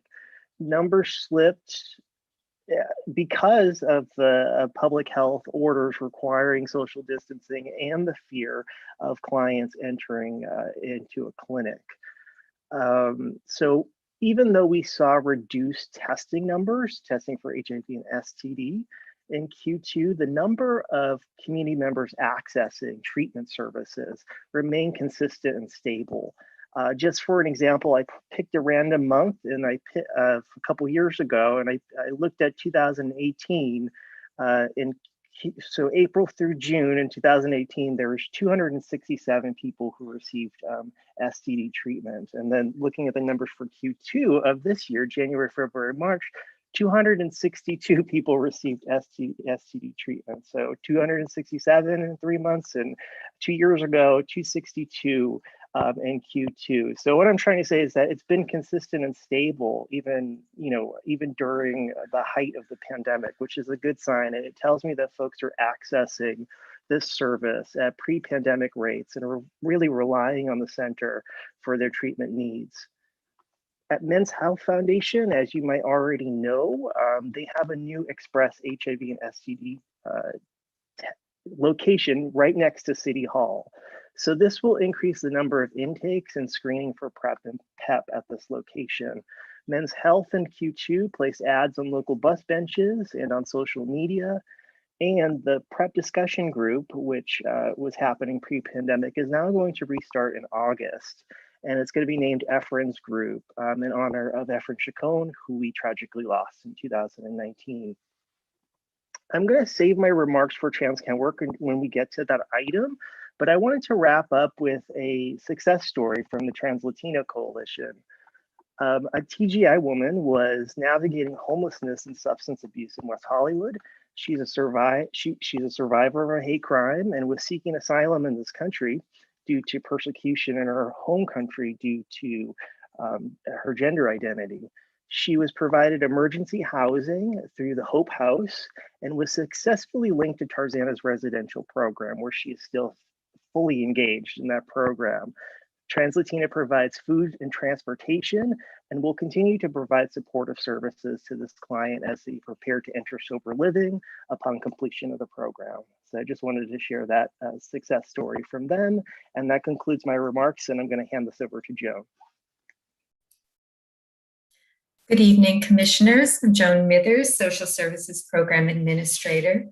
So when I made my year-end comments, my focus was really on the commitment and creativity of our partner agencies in adapting services during the pandemic. And at this mid-year point, it's really holding true through this year. Responses to the pandemic varied by program depending on the type of service and the people who were receiving those services. Programs needed to change their protocols to keep clients and staff safe. In some cases, certain services had to be suspended, and other services required more focus to address areas of increased needs. Some agencies found new ways of doing things that might actually improve their service delivery in a post-pandemic world. At McIntyre House, the program switched from having people seek employment to enrolling in online education. The residents did really well, and I understand there was almost entirely straight A's, and it's expected that the education will ultimately help people as they go out with future employment options. In-person meetings could not be held at the West Hollywood Recovery Center, so they had Zoom meetings. They're working closely with the city to plan for resuming in-person meetings at both the Recovery Center and the Log Cabin, and they're planning on a June 15th start date. At the Disability Community Resource Center, which we refer to as DCRC, although information and referral numbers are low, case management was significantly above goal. Case management, as you know, is an intense, involved level of service, and the numbers at all of the agencies speak to the level of need for support during the pandemic. The DCRC report mentions that staff helped people make vaccine appointments, but what it doesn't mention is that, especially in the early days, that involved hours and hours of phone call and very painstaking patient efforts. The Friends HIV Education through Street Outreach program worked out a way to do mobile, safe drive-up services. They were able to give people safe sex items as well as food and PPE, and to engage, though in a limited way. We adjusted their scope of service, but are expecting in the third quarter, they will resume the original scope. An interesting note was that they found that as they started to open up the Friends Community Center with limited hours to access staff, people were actually better able to keep their appointments. And it seems that knowing that in-person services were only offered on specific days and in a specific window of time actually helped the clients to plan. Seeds of Hope did some pivoting, as their services are normally all in person at West Hollywood Community Housing Corporation buildings. They produced videos and printed materials and delivered produce boxes to the buildings, which were then delivered to each door by the city's transit provider, American GTS. Seeds of Hope developed an especially creative partnership to get produce to people in need. The County of Los Angeles had implemented a critical delivery service for groceries and other items. Seeds of Hope put together produce boxes, which were then delivered via the county's service. In the second quarter, Seeds of Hope provided hundreds of these produce boxes to West Hollywood community members, in addition to the regular distribution in the Housing Corporation buildings. The agency also leveraged other funds and donations to provide people with food gift cards. As with other programs, the West Hollywood Comprehensive Service Center service levels depended on the type of service. Services like in-person field trips were impossible and activities were virtual. Last month, Director Marina Berkman told the Commission about some technology challenges for some community members. The pandemic-related challenges are reflected in intake and activity numbers, and the year-to-date number of people served is down significantly from last year. The numbers will increase as the center is able to physically open, and we're expecting that by year end, they will reach somewhere between 60 to 85% of goal, depending on when it is they're actually able to open. The report gives you an idea of the breadth and scope of the services they offer, but it doesn't speak to the quality and to the dedication of the staff there. As an example, without giving you details, we learned late on a Thursday about a community member in crisis with events that were going to take place over the weekend. The social worker jumped into action and provided personal help to the individual, negotiated with the landlord, and coordinated some really complex concrete services. By Monday, the situation was resolved to everyone's satisfaction. And this was not some isolated situation. Community members consistently get this level of service, pandemic or not. In the Project Angel Food reports, there are high numbers, both for the ongoing service and for the emergency meals that were provided in partnership with NV Transportation to any older adult needing them during the pandemic. The numbers become even more noteworthy when compared to last year at this time. The pandemic crisis identified people who were eligible for the ongoing program. So last year at this time, there were 45 people who had been served by that program year to date. And this year it is 74. That's a 64% increase. For the emergency meals, since April 2020, more than 165 people have received more than 27,000 meals. What is not shown in the reports is the enormous logistical challenge to serve those additional people and to prepare all of the meals, and the way in which the agency and staff adapted and increased services without any hesitation. So since the early days of the AIDS crisis to the current pandemic, Project Angel Food consistently pivots and does whatever it takes to address the community's needs. I'm going to stop here. I'm available to answer questions about these programs, as well as PAWS, Friends Outpatient Treatment, Awakening Recovery, and Tarzana Treatment Centers. We also have representatives here tonight from DCRC, Friends, Seeds of Hope, and Tarzana Treatment Centers. And I will turn it over to Katie. Thank you, Joan, and good evening, commissioners. Can everybody hear me? Great. My name is Katie Egan, and I'm going to give a brief update on our homeless services agencies, as well as the LGBT seniors program.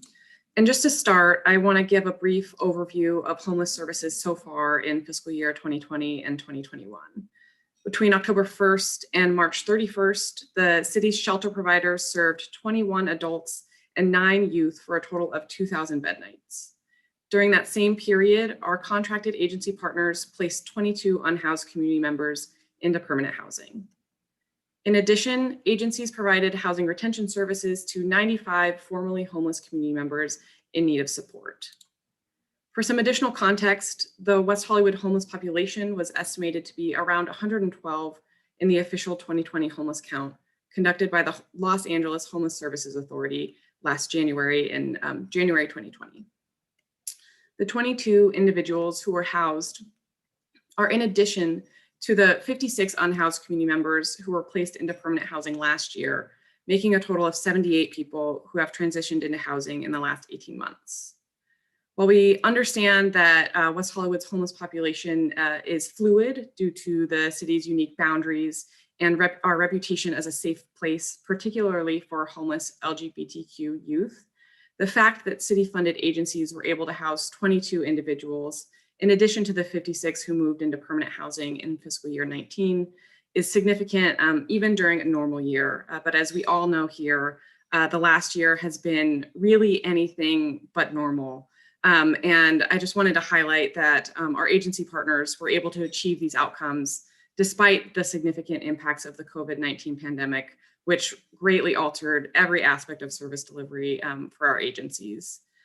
Through their work, agency staff have sought to ensure that our West Hollywood community members who are experiencing homelessness have had access to food, hygiene, medicine, and emotional support that they've needed to stay resilient during this especially difficult time. So the outcomes that you see in the report are really a direct result of the hard work of agency staff and their dedication to some of our most vulnerable community members in West Hollywood. But with that in mind, I'll turn now to provide some additional context regarding some of the homeless services outcomes that you see in the mid-year report.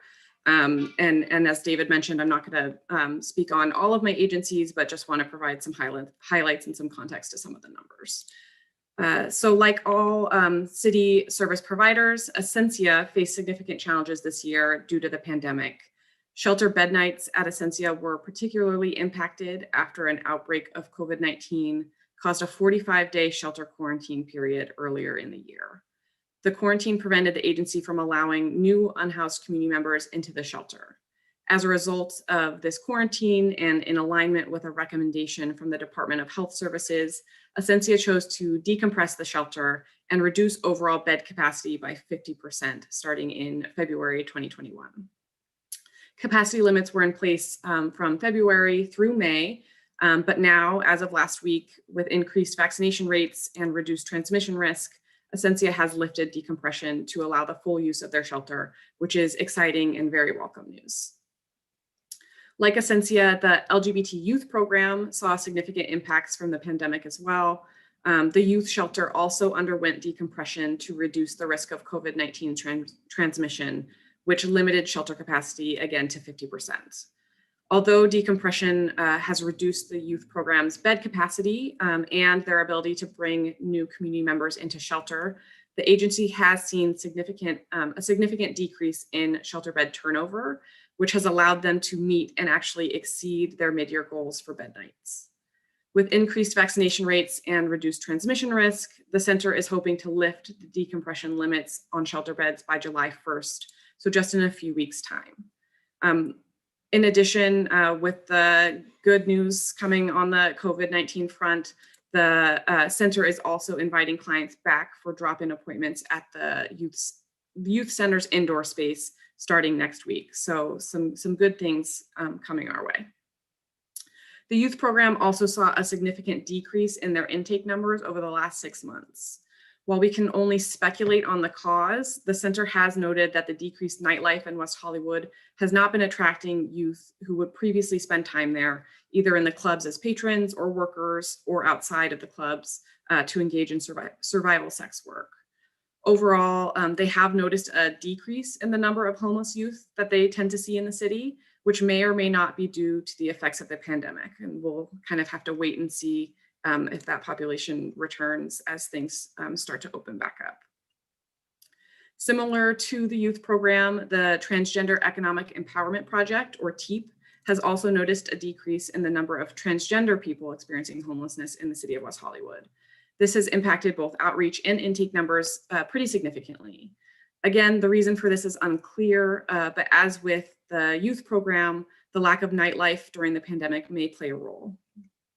The spike in COVID cases earlier in the year also impacted agencies' ability to conduct a group outreach together, which is an effective strategy for connecting people who are experiencing homelessness directly with the service providers that meet their exact needs. Luckily, many of our agency staff are now fully vaccinated and coordinated group outreach has resumed, and TEEP is included in those outreach efforts as well.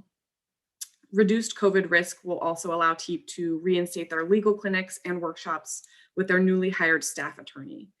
TEEP has also expanded their hours at the Trans Wellness Center recently and plans to participate in the West Hollywood Library homeless drop-in services once the library is fully reopened. Lastly, I'll turn to the Senior Services Program at the LA LGBT Center. 147 West Hollywood older adults applied for placement at the center's new senior housing project. Unfortunately, construction at the housing site was delayed due to COVID, which prevented the center from meeting their approved affordable housing tenants goal and their housing retention services goal at mid-year.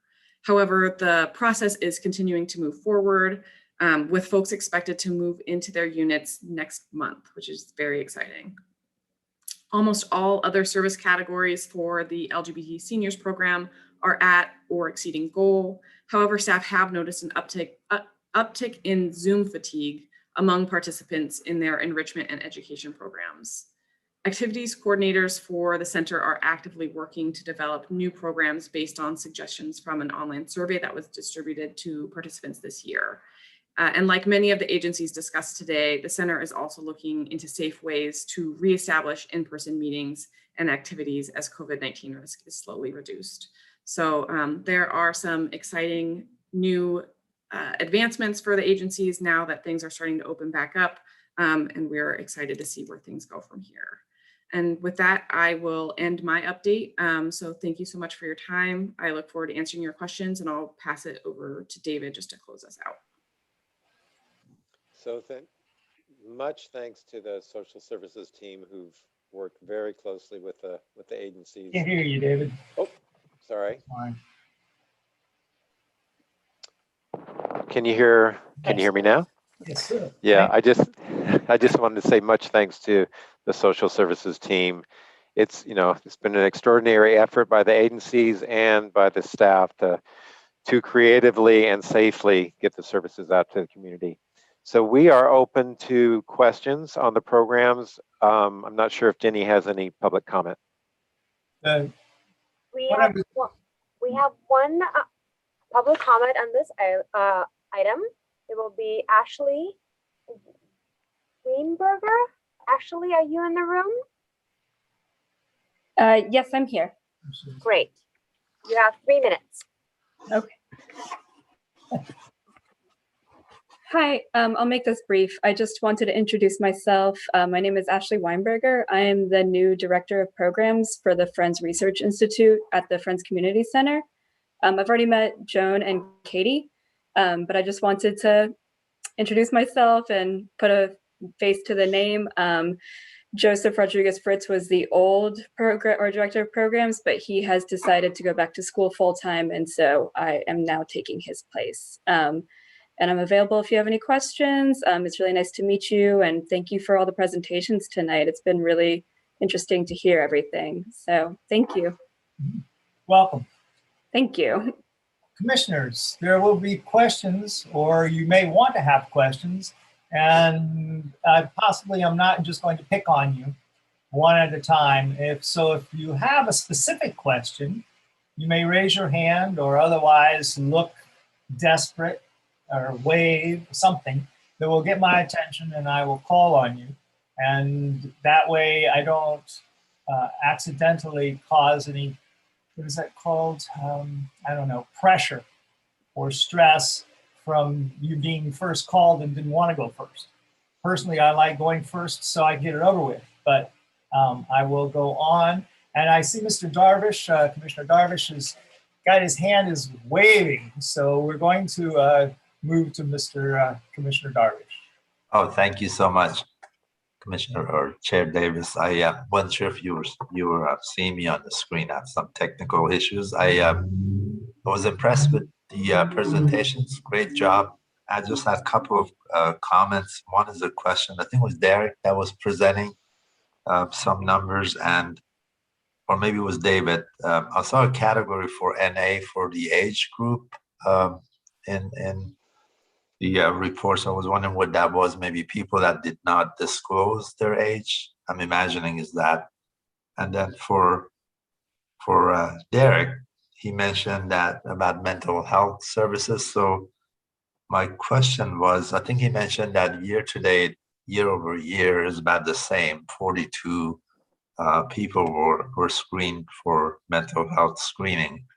And I was just wondering what in his mind, or what he's seeing as far as a trend and outreach, what we should expect post-pandemic for next year. I know so far we're still in the pandemic. People are not really getting out some, but not fully, and just started about a month or two ago. So I was just wondering what we're looking at for next year. The trends, it just seems kind of low again for mental health. That is such a critical, access is an access issue, but also a critical service that a lot of people need, especially post-pandemic, and what effects it has had with depression and everything else. So those are my only two questions. One was about the NA for the age group, and then Derek about mental health. Joan and Katie, also great job with the homeless. I did have another question for Katie as far as mortality for homeless. Do we have a way of measuring that? Do we follow? I guess we can't follow or track homeless, see where they're going, but maybe mortality we could.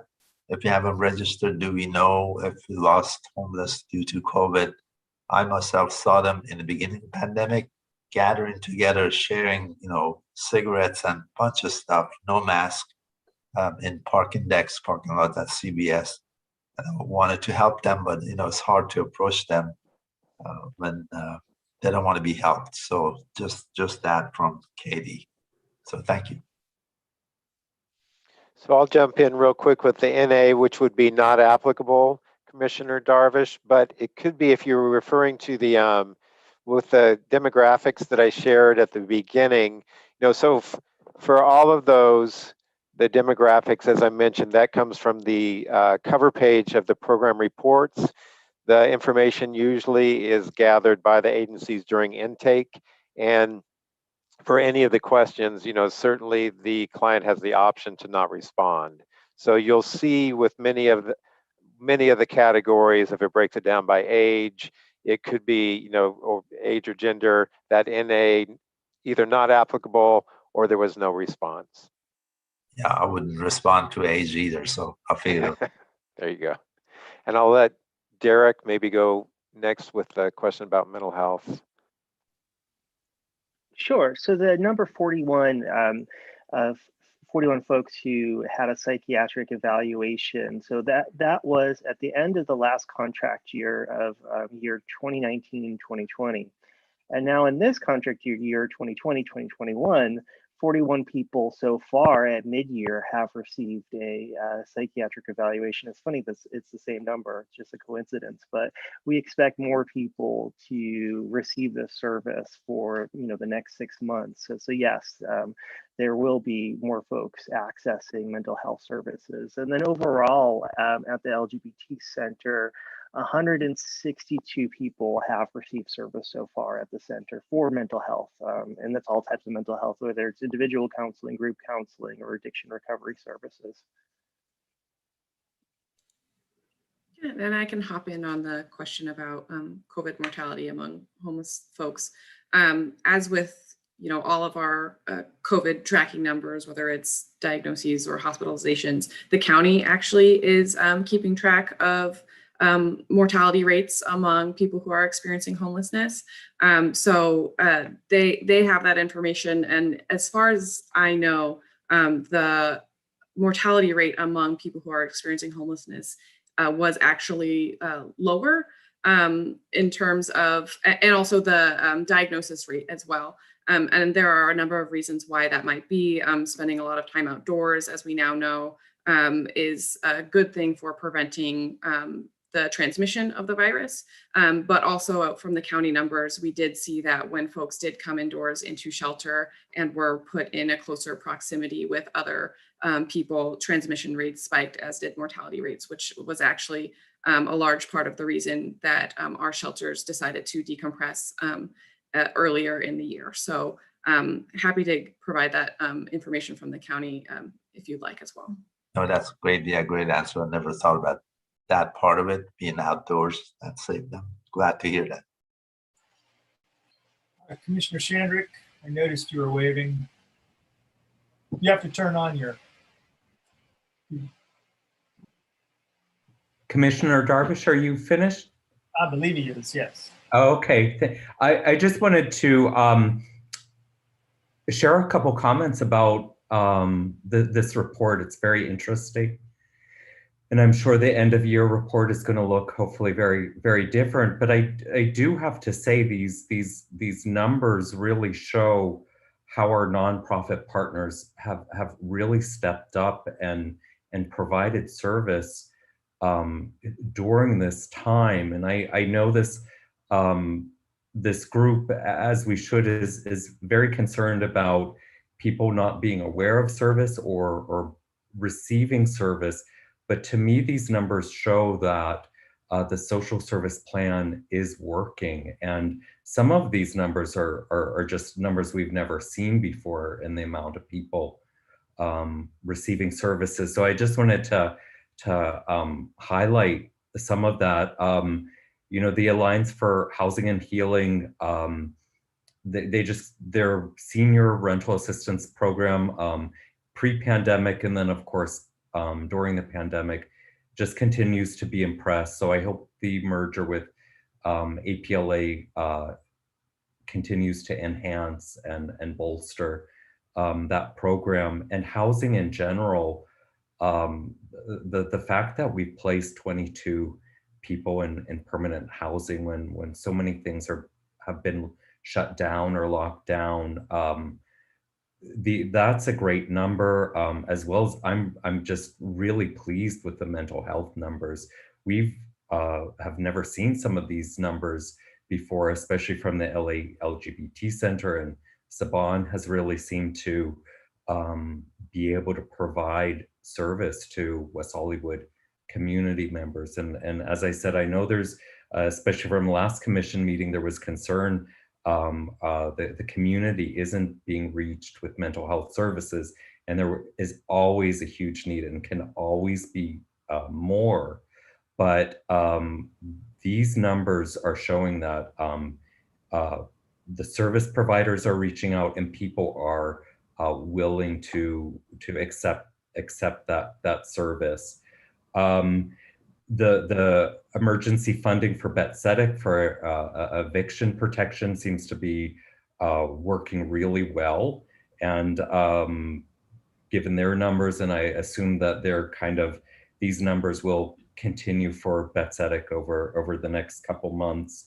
And then during all of this I saw and then of course read that Planned Parenthood had moved, and it was great that although obviously some of their service has been disrupted during the pandemic, the move didn't really disrupt their services. So I hope the new location on Santa Monica Boulevard, which I think maybe is in a more popular location, will be of benefit.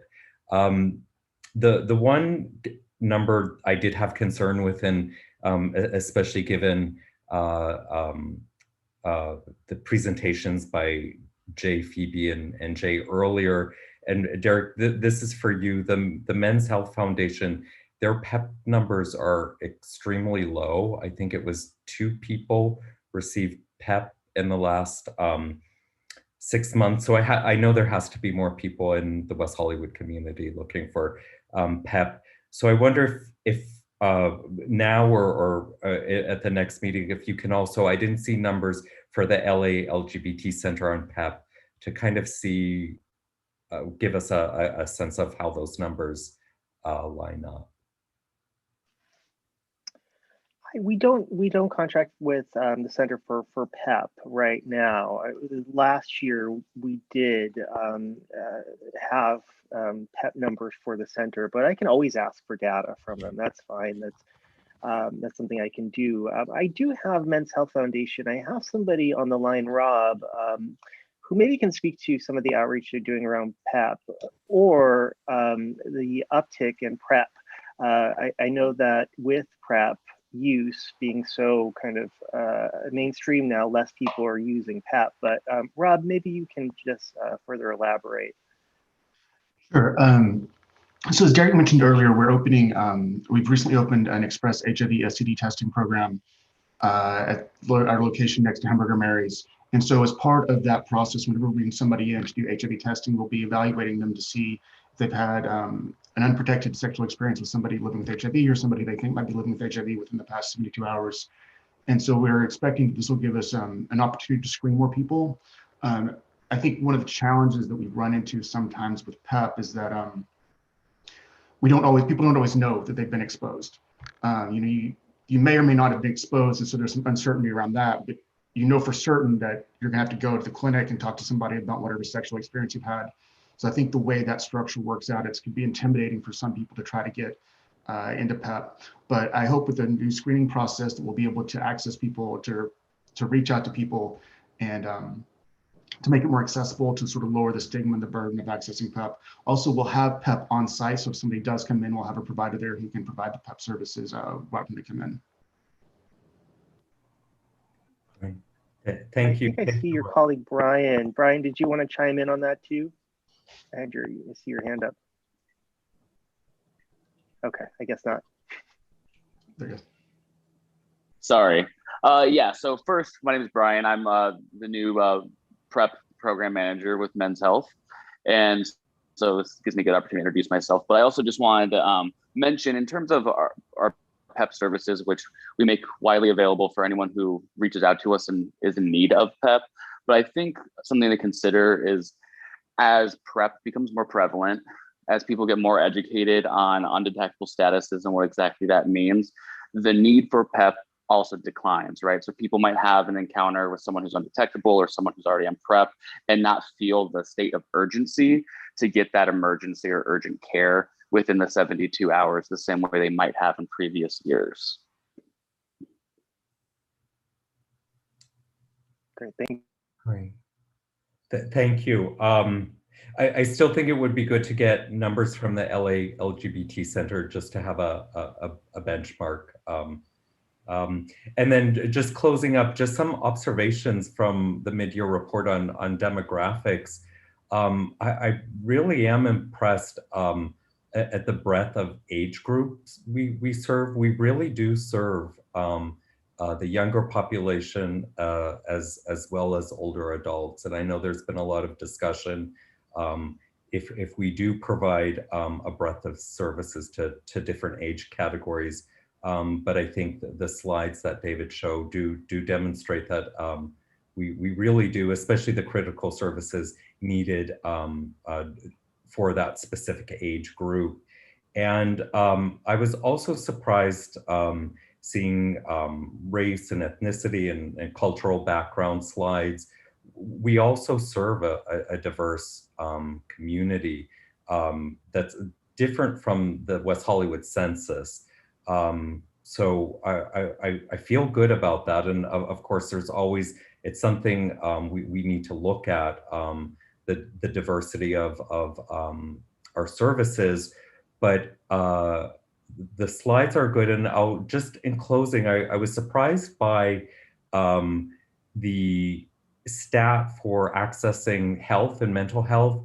31% of AAPI and 40% of Native Americans access mental health services through our West Hollywood service providers. So those sometimes are very hard to reach populations, but again, we are reaching them, we are engaging them in service. And so I just wanted to uplift those things. Thank you.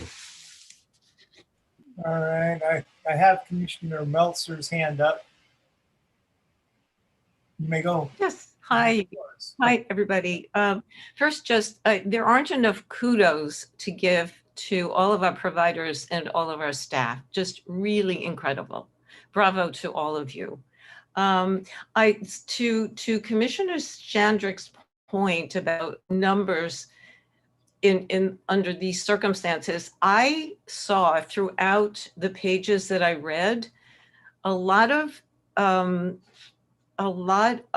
words like collaboration, partnering, partnership, collaborative. I think that so many of our programs are collaborating with each other. And I think that is helping to make a difference. I really do, a very positive difference.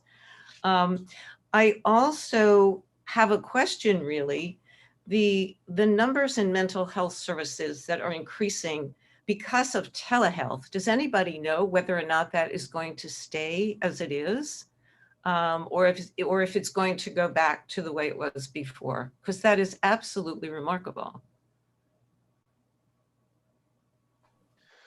So Derek, you want to jump in? I think there's no way to know Well, that, the only thing but I don't have enough information about, in the what's going to happen in the future, but I know pre-pandemic telehealth services were not reimbursable by Medi-Cal, for instance. So with the emergency use, they were able to do that. Now during the pandemic, I don't know post-pandemic, but I think that's something I can reach out to the center, see if they have any more information.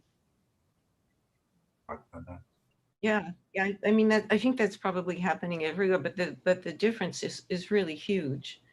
I do have a question about JFS Comprehensive Center Activity Department said there are 80 classes and a newsletter has been mailed with instructions to people to how to join virtually.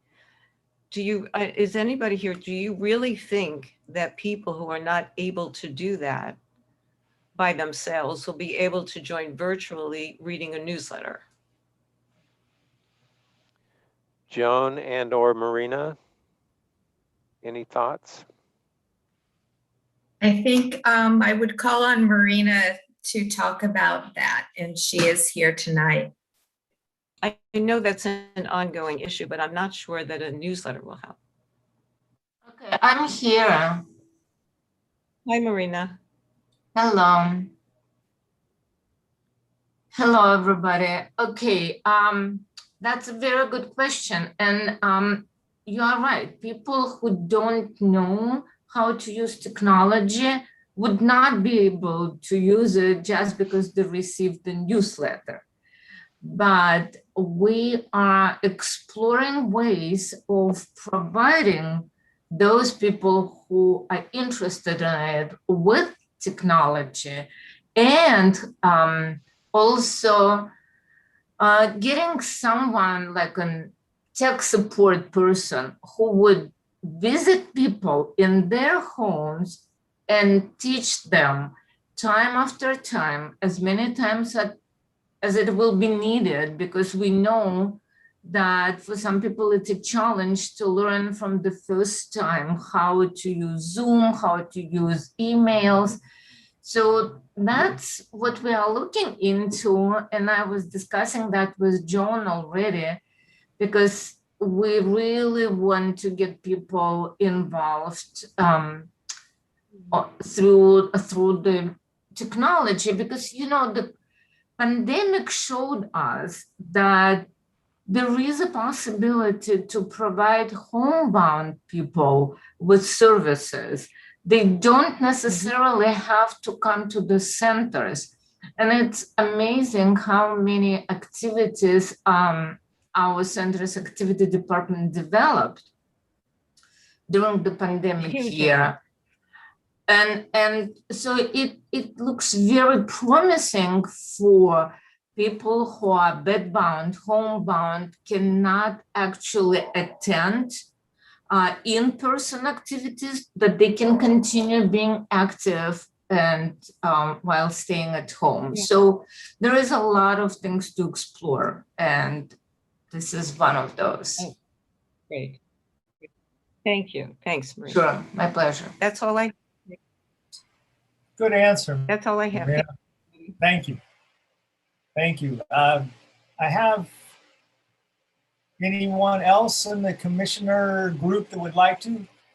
Commissioner Byers. Thank you, Chair Davis. A couple of my questions have already been asked, but I did just want to say thank you to everybody for the presentations tonight. I really learned a lot about the way that the social service net exists. I thought the reports were just so fabulous. It's been communicated, but the words partnership, collaboration, I just really felt the net in our city really illuminated through these reports. And it just felt like, yeah, to Commissioner Meltzer's point, there's just not enough applause that could go around. I am really excited about telehealth, and it was really concerning to just hear that it's not a reimbursable expense. And I think figuring out how those types of services can continue and be available to people and you know, financially accessible ways post-pandemic is a service opportunity that feels like we have on the table here, a really big learning about how people can access this type of support. I know I've been, you know, trying to tap into mental health services through apps like BetterHealth and things that are totally, you know, not a part of my insurance. So it'd be really cool to think about how the city can be supportive of that type of ongoing service. And I was really concerned to hear about how many services were impacted by staff and service participants who had got COVID throughout this period. I just want to extend my support for the ongoing trauma that sort of lives with us as we think about how that's impacted us.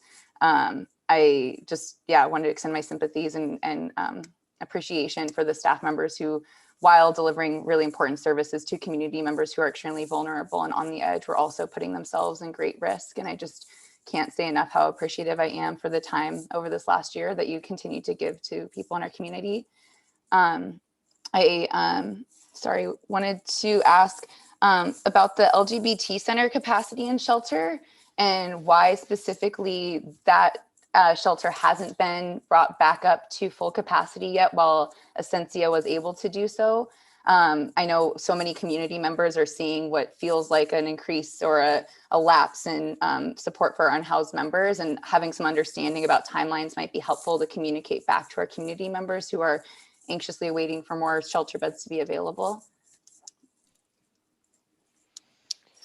Katie, would you be able to offer any update on timeline? Yeah, I only paused because I saw you unmute, David. I'll turn it over to you. Yeah, absolutely. So both shelters actually had a target timeline of July 1st to reopen the shelter. I think both are trying to be as cautious as possible, given the experiences, particularly of Ascensia, but also of shelters throughout the region, particularly during the COVID spike earlier this year. Shelters were under quarantine, and it was really difficult to find any place for anyone to go, frankly, because of the widespread impact of the virus. So unfortunately, I don't think, I will check, but I don't believe that Chris Namath from the youth program is here. Otherwise, I would turn it over to her. But I think like all of our agencies, everyone is just trying to take all the precautions necessary. But I do anticipate that it will be opened shortly. Again, just in a number of weeks. It's my understanding that many of the agency staff are vaccinated. It's just a matter of making sure that everything is in place so that clients as well can remain safe in shelter. Thank you. I had one more specific question, I think, regarding the numbers of people supported. There was a big disparity, as pointed out, around nutrition, where men, I think it was in the 400 range, and then women in the 800 range. And I wondered if that was, if families or how families were considered as part of that. I just immediately went to the idea that maybe women are getting food for families and men are doing less of that, but that's maybe not correct. Just wanted to see if that was maybe a part of it or if there's any more nuance in that data. Joan, is there, I think, you know, the data that you're receiving, Commissioner Byers, so that's the, you know, from the intake. Mm-hmm. So, you know, I think maybe, for example, Joan, you can talk about, you know, Project Angel Foods intake. Are we aware if someone is, you know, if there is the female head of household going through the intake process for a family unit and or for themselves individually? So usually for Project Angel Food, for the ongoing program, there's a complete intake process, and it would be for the individual. For the emergency meals, because they were just gearing up, it was basically anyone who met the age criteria and requested the meal, got the meals. And so there's been a much less stringent intake process for any of those emergency meals. And that's why you do see a lot of the demographic information that hasn't been collected. That also includes things like language spoken at home. You know, it was basically an effort to get people into the programs quickly. For some of the other nutrition programs, you know, you see just the age categories, and I don't want to speaking to the JFS nutrition program, which Katie oversees, but you are going to see older women in that because of the demographics of aging women. But for Project Angel Food, it's largely a function of so many people being served quickly in the emergency meals and not capturing the detail about their particular situation. Thank you. Thank you, everyone. And that's all my questions. Commissioner, may I just? Oh, I'm sorry. Go ahead. To that. Isn't it possible that women just live longer? Would be more older women who have that need than older men? Mm-hmm.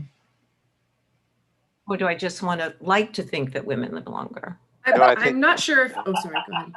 Well, I do think traditionally we have seen, I mean, women's lifespan is longer than men. And we've seen, I think, you know, it demonstrated in the demographic presentation that we do have more women over the age of 80 reaching out and looking for services. And I do think a lot of those are nutrition related, but I'll let Katie counter me because she oversees the JFS nutrition. No, I was gonna say something very similar. And I think, Joan, correct me if I'm wrong, I think that might've been what you were referring to when you were talking about JFS nutrition in particular. And because JFS nutrition, you know, serves individuals for the most part, individually homebound meals, and also individuals who come and join their congregate meals pre-pandemic. I think that just shows itself in the demographics as well, particularly for women who are older. Thank you. Go. You okay? All right. Commissioner Freiberg, I'm sorry, my cat just fell off of the desk and it like startled me. I'm sorry. She doesn't normally fall off of anything. Well, as long as you didn't push her off. No, I didn't push. So, hi, everybody. Thank you for the presentation. It was very extensive and a lot to power through, and it gives you a really good look into what's going on, in very short pieces. So I appreciate all the work that went into it. I just have like maybe 2 quick questions. I was reading about Pathways, the West Hollywood preschool, and they seem to just like power through it. They never closed. They just did what they had to do. And I know it was a big choice between work and childcare. And I'm wondering, would they do that again if this happened again? Did they learn any lessons that they could maybe share with other services? Instead of everyone closing down, they stayed open. So I don't even know if you guys would have that answer. But I'd be curious to know, would they do that all over again? Would they take the chances that they did and they're obviously were successful at it? Or would they take it one step further? And I don't know if anyone would have that answer. So it's a program that Leslie oversees, but it's a really good question because believe me, throughout the pandemic, I was, in conversation with Leslie and saying, okay, do they have to close now? Do they have to close now? Because we saw, preschools along with other schools that did have to close. Some of it was due to their licensure, as I believe, and I could be wrong. We can get Leslie to illuminate, the response next month, but it's due to their licensure, and I think it was because they're considered daycare as opposed to preschool, and that allowed them to stay open. Now they did have, as mentioned, there were times when they had to close down because they had some positive tests. But overall, it wasn't for an extended amount of time. But yes, we had those conversations frequently, and it was a licensure issue that allowed them to remain open. I'm taking notes, and I'll have Leslie provide more context for that.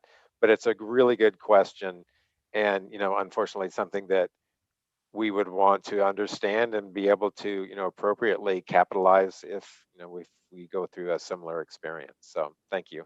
I'll have her follow up. Thank you, because I know we talked about, we have a lot of these services kind of teaming up, which is great because all of them in their own way are kind of, specialties. So they, sharing that information is great. The other thing I wanted to ask, this is probably just such a basic question. If someone is getting evicted and they know nothing about calling the city or that Bet2Zach even exists, that anyone can even help them. Let's say Joe down the street is getting evicted. Would the city be alerted to that?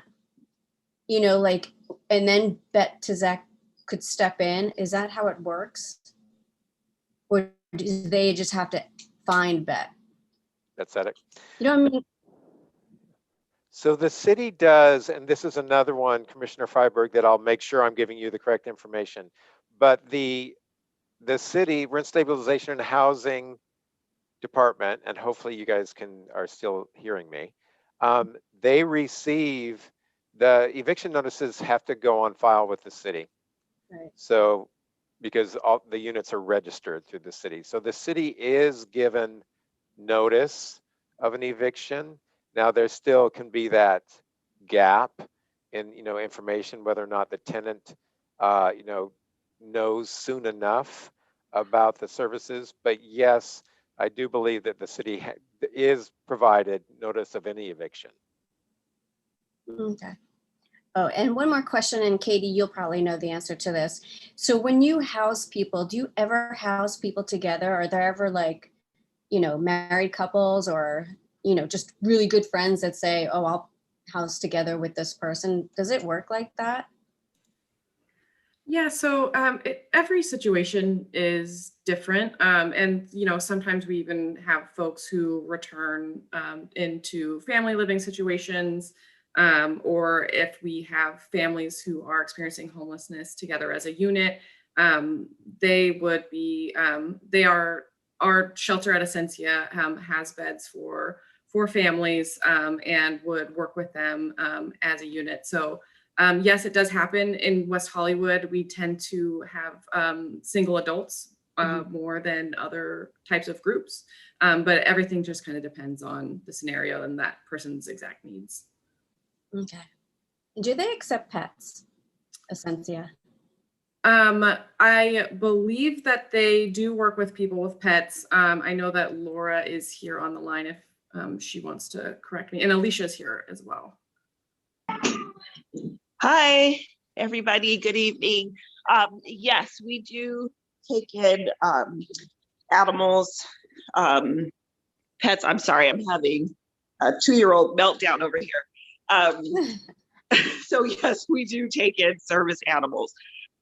We do have a therapist. So if someone does have an animal that's not registered as a service animal, we can connect them with our therapist and they will meet with them and get the appropriate paperwork so that they can be registered as service animals or support animals, but we do allow them in the shelter.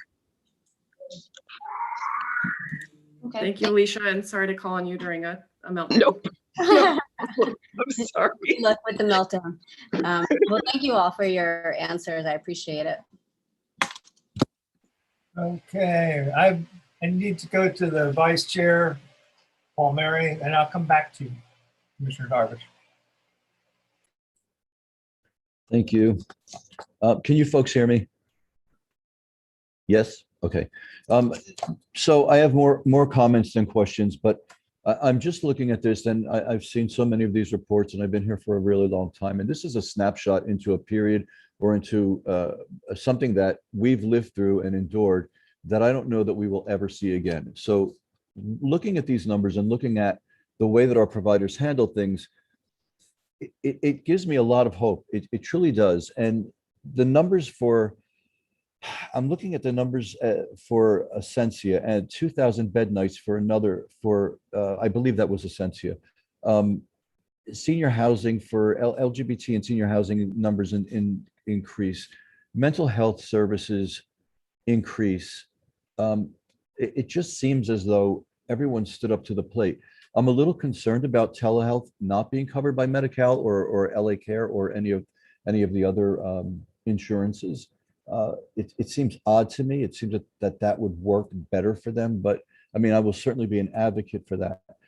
Technology continues to be a barrier for some of our programming, and I understand that there's a possible desire to hire a tech person, but I've seen in certain instances like this, especially in colleges on campus and with folks that don't have are not literate in technology, that there are vetted volunteers or interns that can help with this, because I think it's more widespread than just having one tech person going to each person's home. That would just take forever.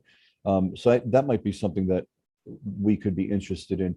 The PEP conversation, we've had this conversation for many, many years now.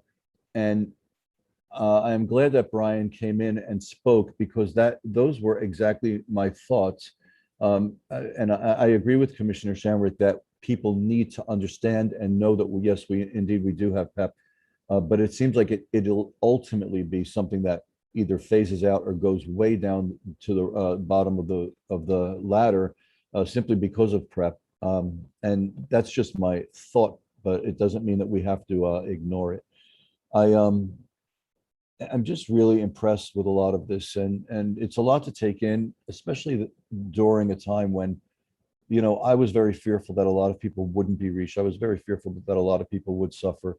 And although folks that have access to me in my area are very well aware of the services that we have, because I'm able to let them know, that may not be in all areas, but it seems as though we did a lot of good outreach and people were aware. And I know staff worked truly hard, and I'm the first person to point something out that is not to my liking, but I also am one of the first people to say I think that staff did an amazing job during this period of time. This is a scary period of time, and everyone stood up, and I'm really proud of it. I'm really proud to be involved in this.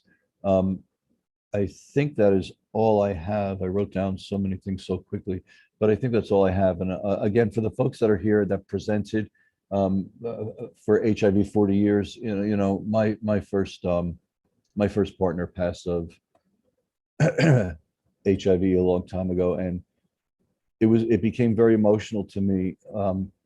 but it's a story that needs to be told. And it's where we are now is a very happy place as far as folks getting well and having access to medication. So I do want to thank those folks for standing up. Take care.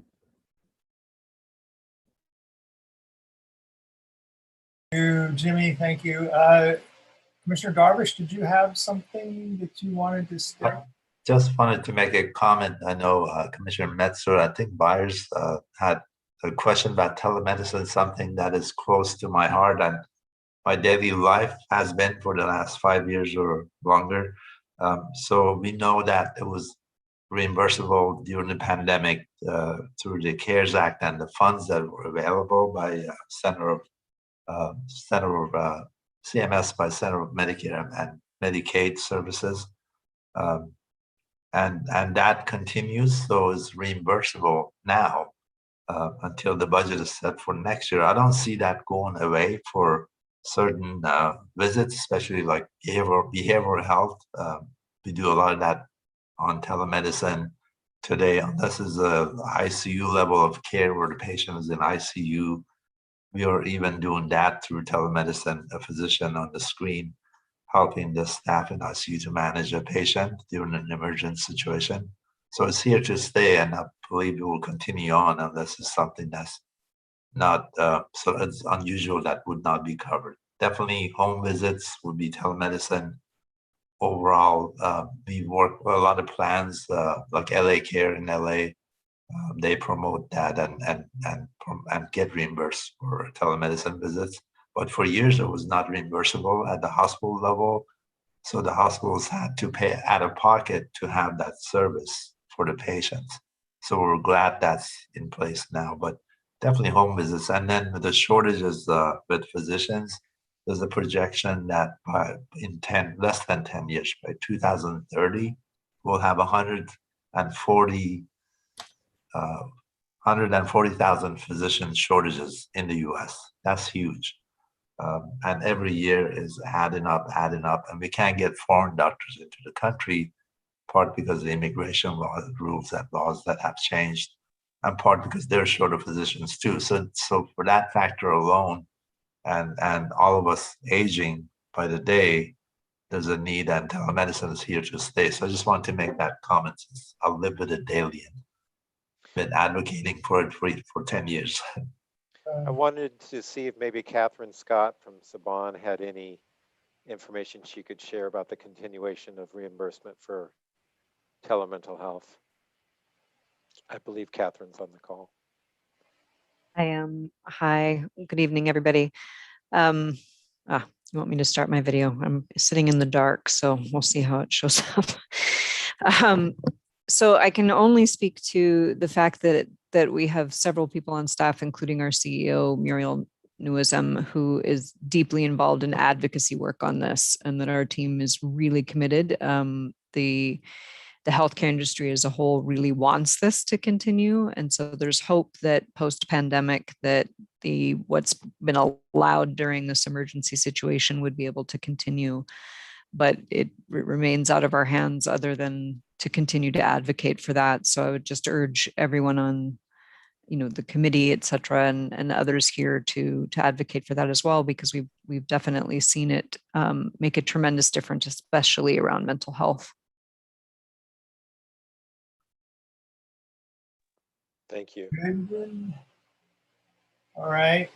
For just the summation, I would just agree with all of the other commissioners that this is a great deal of information, a great deal of work to the providers and to the staff. Very, very good, well done job, perfect job. I couldn't have expected a better report, in my opinion. Those of you who are not here a long time ago, these pages came to us unnumbered and sometimes random. And after a great deal of argument back and forth, especially with one particular commissioner, she finally got it to where they actually numbered them. And now I notice not only are numbered, but they're like, it's almost like an index and a prefix and a whole, I mean, it's really nicely done.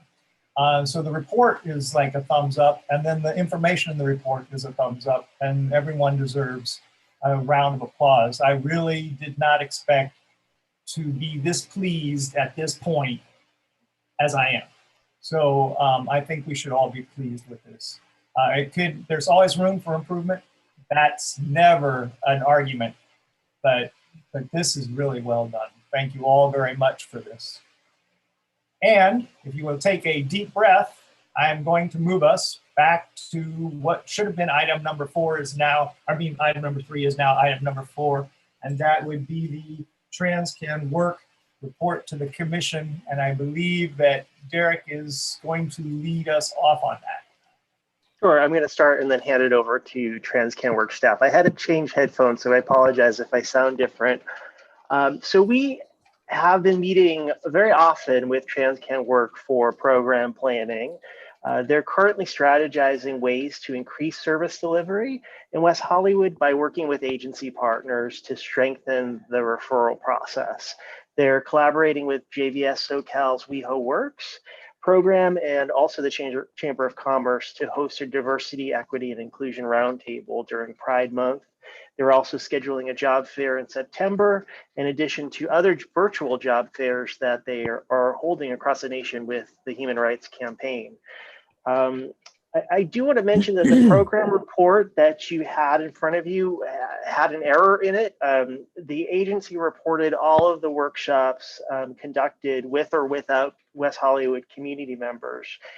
So we went back and we reviewed that report and we asked the agency to just count the number of workshops with West Hollywood community members. This brought the number of workshops from 33, which was at 206% of annual goal, down to 7, which is at 44% of annual goal, which brings them right on target for the mid-year. So I just wanted to mention that. And with that being said, I'd like to introduce Celia Daniels from TransCan Work to start the presentation.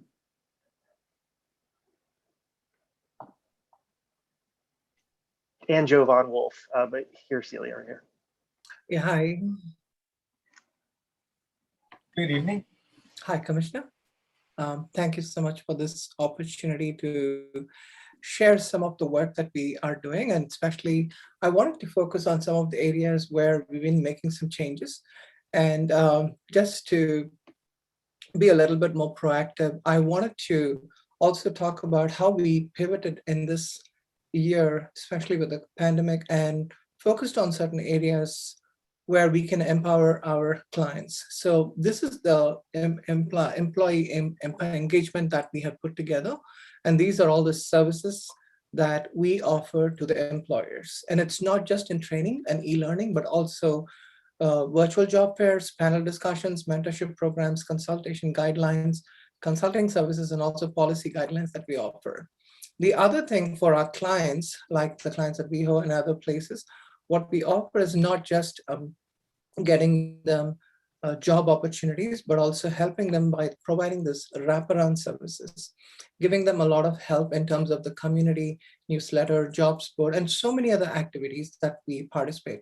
And some of the challenges that we had today is, especially when the companies approach us, we don't just open up the Pandora's box and give all the clients to them, but we filter some of the employers. And we also make sure that they're well trained before they hire. So we want to make sure they have good inclusive policies. So there's a lot of things that we do from our end before we expose the resume of our clients to these employers. So there is training, recruitment, and consultation. And one of the things that we have been doing this year is also focusing on how can we bring a change in an organization, not just at a policy level, but right from bathroom to boardroom. And that's been the focus, where there's a lot of work that involves when you have a TGI person in a bathroom to boardroom situation within an organization. And having said that, I just wanted to quickly jump to the numbers that Derek was talking about. There are a few areas where we could do better. And as Derek had mentioned earlier, there are a few areas, especially in terms of the intake. And I'm going to quickly go over the numbers and the challenges that we had in Q1 and Q2. So in Q1 and Q2, we had a few challenges, especially in terms of COVID, and that had slowed down our training services and hiring process. We also had in-person job fairs that were canceled in 2020. We had to cancel because of COVID, and that literally brings a lot of clients to WeHo, and that's where we have had a job fest before. And we had a lot of retention and restructuring within our organization that caused a little bit of slowdown in Q1 and Q2. And of course, the concern was not about the knowledge was retained within the company, and we don't have an issue at that point. But this is to say that we are back on track, and we want to assure that that we have a great leadership, and we will continue to do our work more than what is expected. And we also hired a new WeHo staff and moved Sydney more in the training area so that Sydney can be a part of the training program. And we have hired a new WeHo employee navigator. We are also, there was a little bit of a slowdown, especially with the training programs are shut down because there was due to the changes there, and we had to slow down all those training programs, and now it's open. So we're getting all the flyers from HDA and a few other training programs where we are now reaching out to our clients and trying to enroll them for these trainings so that they can effectively, and we already have 3 of them this last week. Technology focus was one of the things that we did not expect because a lot of our work is technology based, and we have started moving more in the innovative area, looked at new CRM systems, jobs board, works board, or applicant tracking systems just to make our work more efficient, and also when you're enrolling in CalJobs. So the way in which I have focused is just looking at there are certain areas where we can focus on, but I wanted to just pause and take some questions because I can go over this presentation in another few seconds. But if you have any questions, just feel free to ask me those questions. I have my team that can also who will also be able to answer. So in terms of the intake, we had a lot of changes, and we are trying. The numbers have gone down. So I have taken Q1, Q2, and the numbers in Q3, and that's why you see the bar graph as 13, 25, and 28 because of the numbers that has gone up in Q3. So Q1 and Q2 is the red and the gray graph that you see.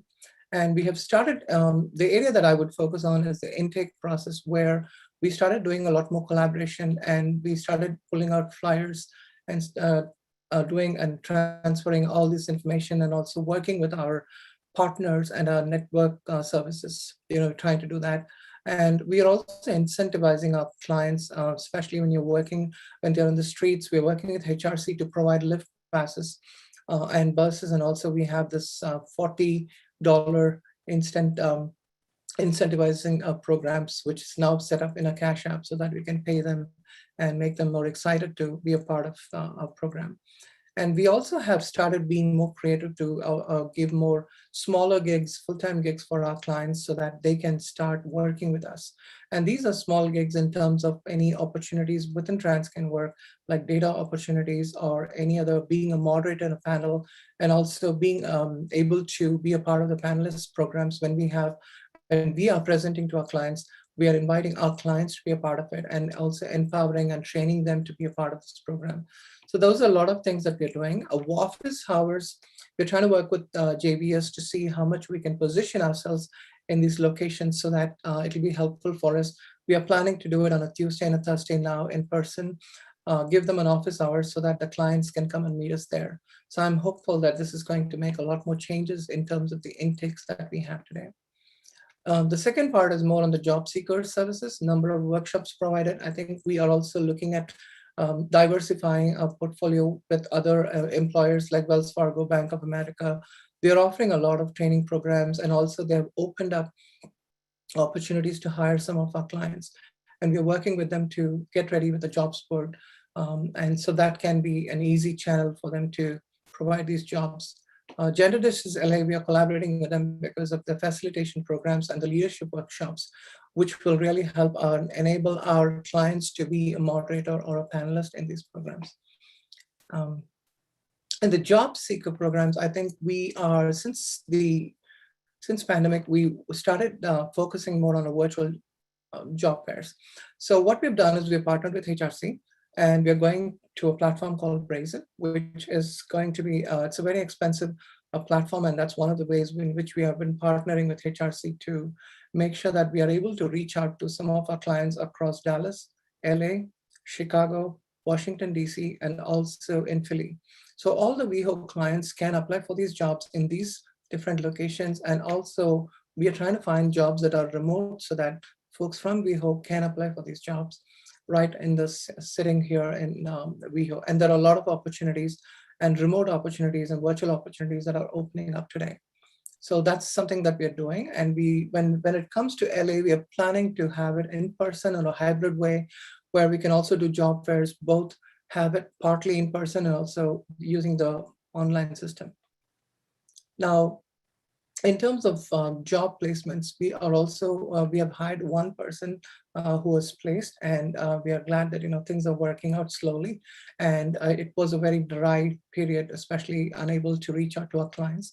So this is something that we are seeing in the Q3, and we in Q1 was 3 and Q2 went down a little bit, and Q3 we have seen one person we have hired. And we are also hopeful that some of the opportunities that comes in from our clients like Wells Fargo or Bank of America or any other opportunities, even within the small businesses in WeHo, we will be able to do that, because we're also doing a panel discussion with the JVS on TGI entrepreneurship and how the small businesses can help trans entrepreneurship. So that's another area we are trying to focus, so that will give us a lot more opportunities for the clients today. Having said that, I think I wanted to quickly jump into some of this I already shared. We were able to place 3 of our folks in some training programs, which was mentored by Warner Media. And we are also having other opportunities through JVS, and we are constantly working with JVS and WeHo Works. And there are other, we are also expanding our office space in LATDC and LAVC, so that we'll have more opportunities to reach out to our clients. So those are different ways in which we're expanding and constantly trying to see how we can be more engaged with our clients.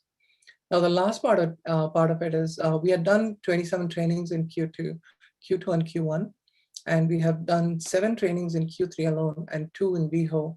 I know Sydney had done some trainings there, and also we are doing a lot more trainings and panel discussions along with JVS roundtable discussions in June. So we have a lot more happening, and we see that Transcan Work is going to be a very innovative company. And the way in which we are servicing our clients is we will want to partner with LA Latino Coalition and also LAT. Some of these organizations, I know they have clients, and if they have different services being provided, we want to partner with them to see if the clients are interested in joining our programs. And I think that collaboration conversation is what Derek is going to help us facilitate. And that's going to open a lot more opportunities for us to collaborate and work more in terms of how we can meet the needs of our clients. So this is just in a nutshell of what I wanted to share, and I just want to pause for any questions.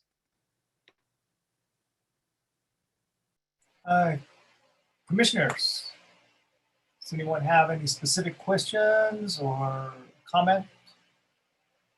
If so, I need to wave your hand there. And Commissioner Darvish is very dangerous tonight. Very talkative. I just had a quick question about your outreach for manpower employees. I know last time we had a discussion about that, and during the COVID, it is difficult for all industries. I used our industry, healthcare, as an example. Even for us, it's difficult to get some of the healthcare professionals, especially the ones at the bedside, and their concerns with their own family members at home and what that could do to them if they transferred. COVID got infected. But so you mentioned that's looking better now. I was just wondering if you're looking just in our community. I think you mentioned outside of California too, you're trying to bring in resources from the outside. And I guess you're doing the interviews virtually or in person. Yeah, you're right, Commissioner Darvish. We are doing it virtually because a lot of times it's much more easier for us to interview the clients and also see if there's opportunities for us to work virtually with these clients. So yeah, of course, we are trying different creative ways to see if there are opportunities in other states that can also come in here, and especially open up the channels for WeHo clients. And yeah, most of them are virtual. A lot of Zoom calls and Skype and Microsoft Teams. We are using all the technology possible to provide that. And also we are trying to train them virtually as well before the job interviews. Those are constantly happening. We have workshops planned with Bank of America, Wells Fargo, and a few other companies that are really volunteering to help us in terms of the trainings. So they are providing this training so that we can make sure that how do you do a virtual interview? It's a little bit different from being in person. So we are also helping our clients do that. And we are preparing our employees and also our clients during the virtual job fair, because we want to make sure that they ask the right questions when they're dealing with the TGI community. So we are empowering them in that way as well, so that we are handholding some of our employees, making sure that when they're offering jobs, they are aligned with the way in which the policies are also provided in that company. So yes, to your short answer, I mean, I gave a long answer, but yeah, to your point. And you don't outsource for that service when you're short of help, manpower. Do you outsource some of that, or is there a contract service available that could help you? We are trying to be more creative, where we, even if we have jobs within Transcan Work, we are also opening up our channels to hire some of the clients and be a part of our moderation panels and discussions. Well, and they will be paid for it. So that's something we have never done before. So we are opening those channels and making sure that they are compensated for the time. And also they get an experience and exposure working with different companies, being a part of the panel discussions. And there's another interesting thing which I talked about was a consulting engagement. Clients sometimes, the employers come and ask us in terms of looking at the policies. So we are training some of our clients to deploy them into the workspace where they can do a consulting for 2 or 4 weeks. And that's another creative way we are trying to create job within Transcan Work. While we're all working, we are creating jobs within Transcan Work too. Instead of using our own employees, we are trying to get our clients to be like the temp works. And if they really nurture in that area, they'll be able to continue on their own. But that's what we are. That is great. Sort of like a fellowship that college students. Exactly. Internship programs. Yes. Wonderful. Yeah, get some exposure. Thank you so much. You're welcome, Commissioner Darvish. Good question, Commissioner Darvish. Commissioner Meltzer. Would you like to go ahead? Go. Commissioner Meltzer.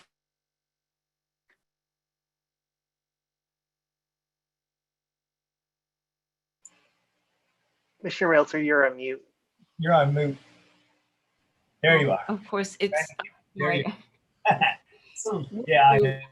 Would it be possible for us to receive a copy of that presentation to really look at it and study it and be able to ask more questions about it? Yeah, absolutely. Is that possible? Yeah, absolutely, Commissioner. Thank you. Yeah, I made it for you folks. Made it all pretty so that you could take a look at it. Pretty it was. Thank you. Good. Also, good request.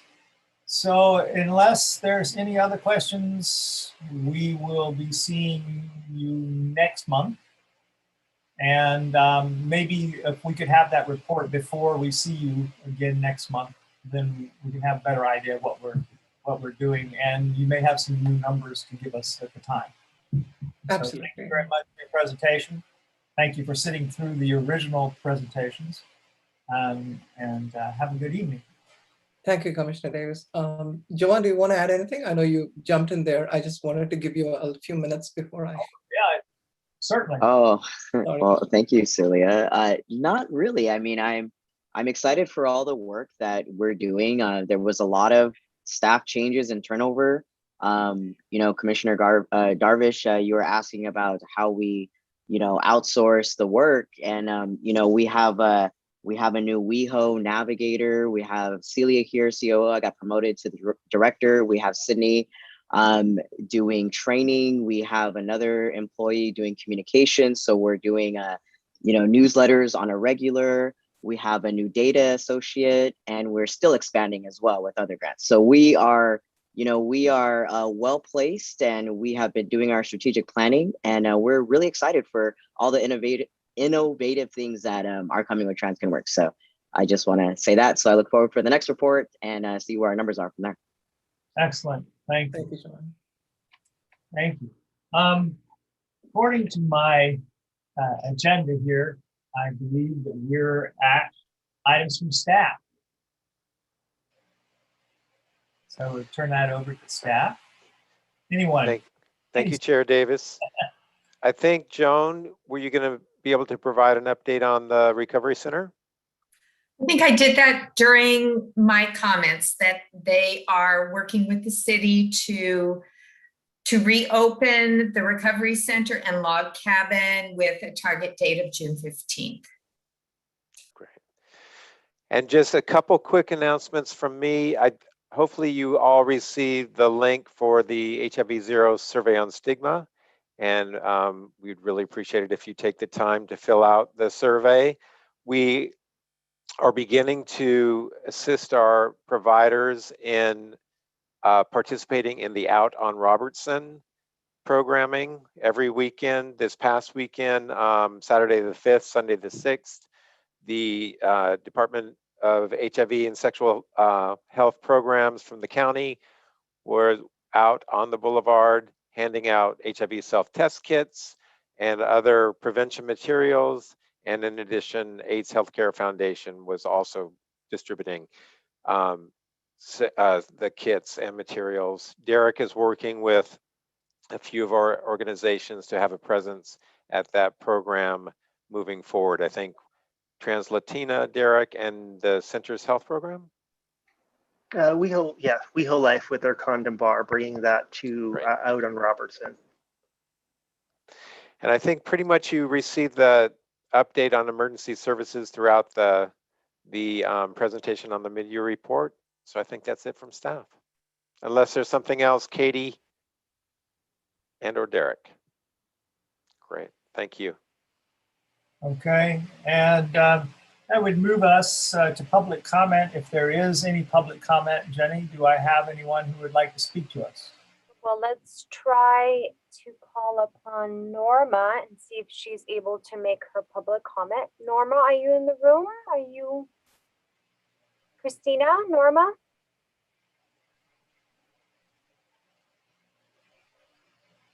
Is there anyone else in the room that I haven't called on? We have a lot of attendees. Would you please unmute yourself and introduce yourself to the commission?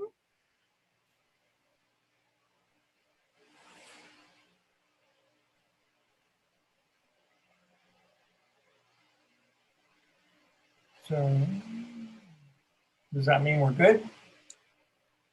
I don't see her in the room at this time. I don't want to exclude anyone, but if there is no one, I'm ready to continue. Let's move forward. If somebody enters the room and they're able to speak, I will make sure to get your attention. All right, commissioners, I will move that we move to items from commissioners. Now I'm not going to take raised hands. I'm going to call on you as I feel like it. All right. So let's see. Let's start with Commissioner Shandrick. You knew I was looking over that way. I actually have nothing. Just thank you, everyone, for tonight's great meeting. Excellent. Commissioner Fryberg. Yeah, I just wanted to thank Dr. Jay Gladstein for his presentation, and also for Phoebe and Jay sharing their stories. It was really brave of them, and it's a great reminder of what people go through and have been going through for the past 40 years. So I'm glad that they keep it, in the forefront. I'd like to thank the social services team. As usual, this was a great report. For lack of better words, Celia and Joe from TransCan Work. And I still want to keep reminding the city to push mental health services and the free services that we have in any way that we can, and if we could change the branding on that, as I said last meeting, and kind of take the stigma away from it. And also I want to push again the N95 mask for future emergencies and pandemics. I wish we could send one to every resident that we have, you know, with the wildfire smoke that we're probably going to be seeing probably shortly. And then future pandemics that are coming. Well, at least that we hope not that they're coming, but at least, you know, you'll have that package of masks ready to go. You know, and I think that's it. Thank you so much for everyone's meeting tonight in service for our city. Thank you. Chair, it looks like Norma and Liliana unmuted themselves and they're able to make public comment. Okay. Liliana, Norma, you can speak now. I see you're unmuted. You have 3 minutes. Buenas noches. Buenas noches. Mi nombre es Norma Hernández. Trabajé en el Mondrian como recamarera durante 12 años. Normalmente tenía que limpiar 12 cuartos en 8 horas. A veces no podía terminar los cuartos en las 8 horas porque los huéspedes salían bastante tarde y me quedaba muy poco tiempo para terminar mi trabajo. Cuando los cuartos estaban excesivamente sucios, después de una gran fiesta, tardaba aproximadamente hasta 2 horas en limpiarlo. Estos días me sentía como si estuviera corriendo contra el reloj. Para terminar estos cuartos, no bebía agua para no tener que ir al baño y perder tiempo. Hacía esto unas 3 o 4 veces en el mes. Llegaba a casa y estaba tan cansada que caía al sofá a descansar porque no tenía ni energías para continuar. Como madre soltera, no podía pasar con mis hijos tiempo de calidad, pues estaba demasiado cansada. No quiero que a otras recamareras tenga que pasarles por lo que yo he pasado. Le pido a West Hollywood que aprueben esta ley para que otras recamareras reciban una compensación justa por los cargos de trabajo pesados que a veces nos ocasionan. Gracias. Good evening. Good evening. My name is Norma Hernandez. I work at Mondrian as a housekeeper for 12 years. I will normally have to clean 12 rooms in 8 hours. Sometimes I couldn't finish the rooms in 8 hours because guests were leaving late and I was left behind, or the rooms were excessively dirty after a big party. When I got an extremely dirty room, it took me almost 2 hours to clean it. These days, I feel like I was racing against the clock to finish these rooms. I would not drink water to avoid going to the bathroom and wasting time. I will do this about 3 or 4 times a month. I will come home and I was so tired that I would fall in the couch to rest because I had no more energy. As a single mother, I was unable to spend quality time with my children because I was so tired.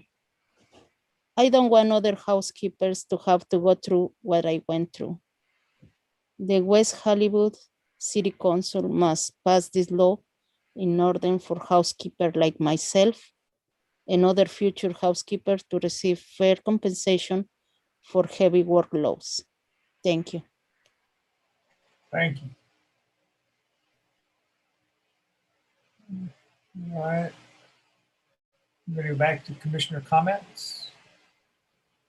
And Commissioner Meltzer, do you have any comments for the evening? Actually, a request. I went to the Senior Advisory Board meeting, and Kamiko Kelly, who was the head of the Arts, Wellness, and Engagement Program, JFS's program, gave a presentation. I would like her to give a presentation to our commission.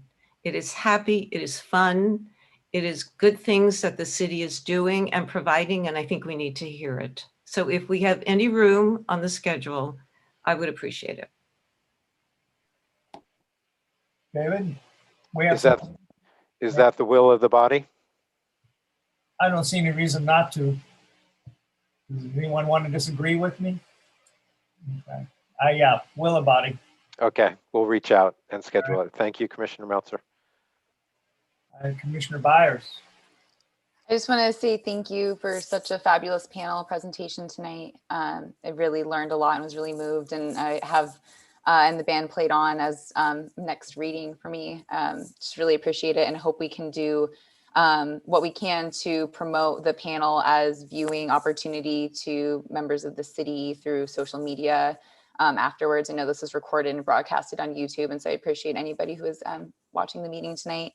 And I think that's all for me. Really full meeting, and I'm really appreciative of the staff for all you did tonight. Thanks. Thank you. Commissioner Darvish. I just wanted to thank you for a great meeting tonight. The presentation for HIV, just the history of 40 years. It was a great reminder of friends and those that were close to that we lost throughout the 40 years. I was in LA, I was in Atlanta back then, just a young kid in college, biomedical engineer. I was actually one that was involved in the research modality. Everything was being tried before medication. I was at Atlanta Hospital, biomedical research engineer, and I would raise the temperature on the AIDS patients, and then I would lower their temperature by hypo and hyperthermia machines. They're like pads that you lay on like a mattress, and the heating and the cooling just goes through a water system to the mattress. But that was the first trial, I think one of the first ones in 1981 in Atlanta. I'll never forget the anxiety was explained tonight by Phoebe and by Jay and Dr. Jay. It was a great reminder of what everyone went through, people that were HIV positive and those of us that were in the hospitals and trying to care for those patients. It was just horrifying for them not to have that human touch, contact. So again, great reminder and a great time spent tonight to hear from, especially from Phoebe and Jay. I know it was hard for them to be vulnerable and just share their journey from 40 years ago and what they had to go through. So thank you for that. Commissioner Vice Chair Palmieri. Thank you. I just have a few things. I toured West Wind Recovery Center. I went with LGAB member Robert Gamboa and my colleague, Commissioner Byers, who was very, very lucky that day. I also was invited to tour CAST. But hopefully Westwind will be giving the city a scholarship. Also, I toured CAST, where Mike Rizzo works, one of our constant providers, who's been with us for many years. And that was a really interesting thing. And I guess we have a scholarship in perpetuity with them, which I'm happy about. The Trans Advisory Board meeting was canceled. I'm not sure why, but so I'm not able to give you any information. I think they have some type of meeting this week, but it's not for any of our purposes. I think that, I went to the substance abuse providers meeting that Joan ran, and it was unbelievably informative. They did bring up an issue that they didn't maybe not want HIV and well, one person brought it up, and substance abuse put together, because this in and of itself was interesting enough and informative enough, and maybe those are now two separate issues. Although I do know that they coincide sometimes, but not always. And I sort of am in agreement on this. I've gone to the HIV prevention providers meetings for a very long time and stopped going, but I sort of am in agreement on this. And I think that's it. I hope everybody has an amazing month, amazing Pride Month, and that you're out and about a little bit. If you're not if you're less afraid like I am walking around and I'm enjoying it. Thanks. Commissioner Byers, did you want to mention something about your experience with Commissioner Palmieri, or? Just that it happened and it was fabulous, and I'm really grateful. It's been a very full month. Happy Pride, everyone. Happy Pride. I want to, since I believe I'm the last one that gets to speak, I would just wanted to thank everyone again. The panel was very, very good. It's hard to compress 40 years into 15 minutes. When they would say one thing, I would go, oh, I remember where I was with my husband that day, when we got that medicine, when it didn't do that, and it did do this. In fact, I had him sign a paper that said that the pill that they gave him could kill him. There was an opportunity that it would kill him, or maybe do this, and he looked at me and goes, should I sign this? And I said, yeah, I don't see why not. Maybe if it kills you, it'll be over. Boom. We won't have to worry about it any longer. And if it doesn't, and it helps you, it might help someone else. And so he signed it, and it didn't do anything. So it was just kind of a bust. But it was an interesting time to be alive, and I'm kind of surprised I'm still here. But it was a good panel. Thank you very much for bringing it to us. And thank you all commissioners for sitting this long. 3 hours and some is a long time to be in front of a Zoom meeting. So I will adjourn the meeting in the memory of all who were lost in the AIDS and COVID pandemics, because the COVID's not over and AIDS is not over either, but we lost a lot of people. So thank you all and have a good night. Thank you so much. Thank you.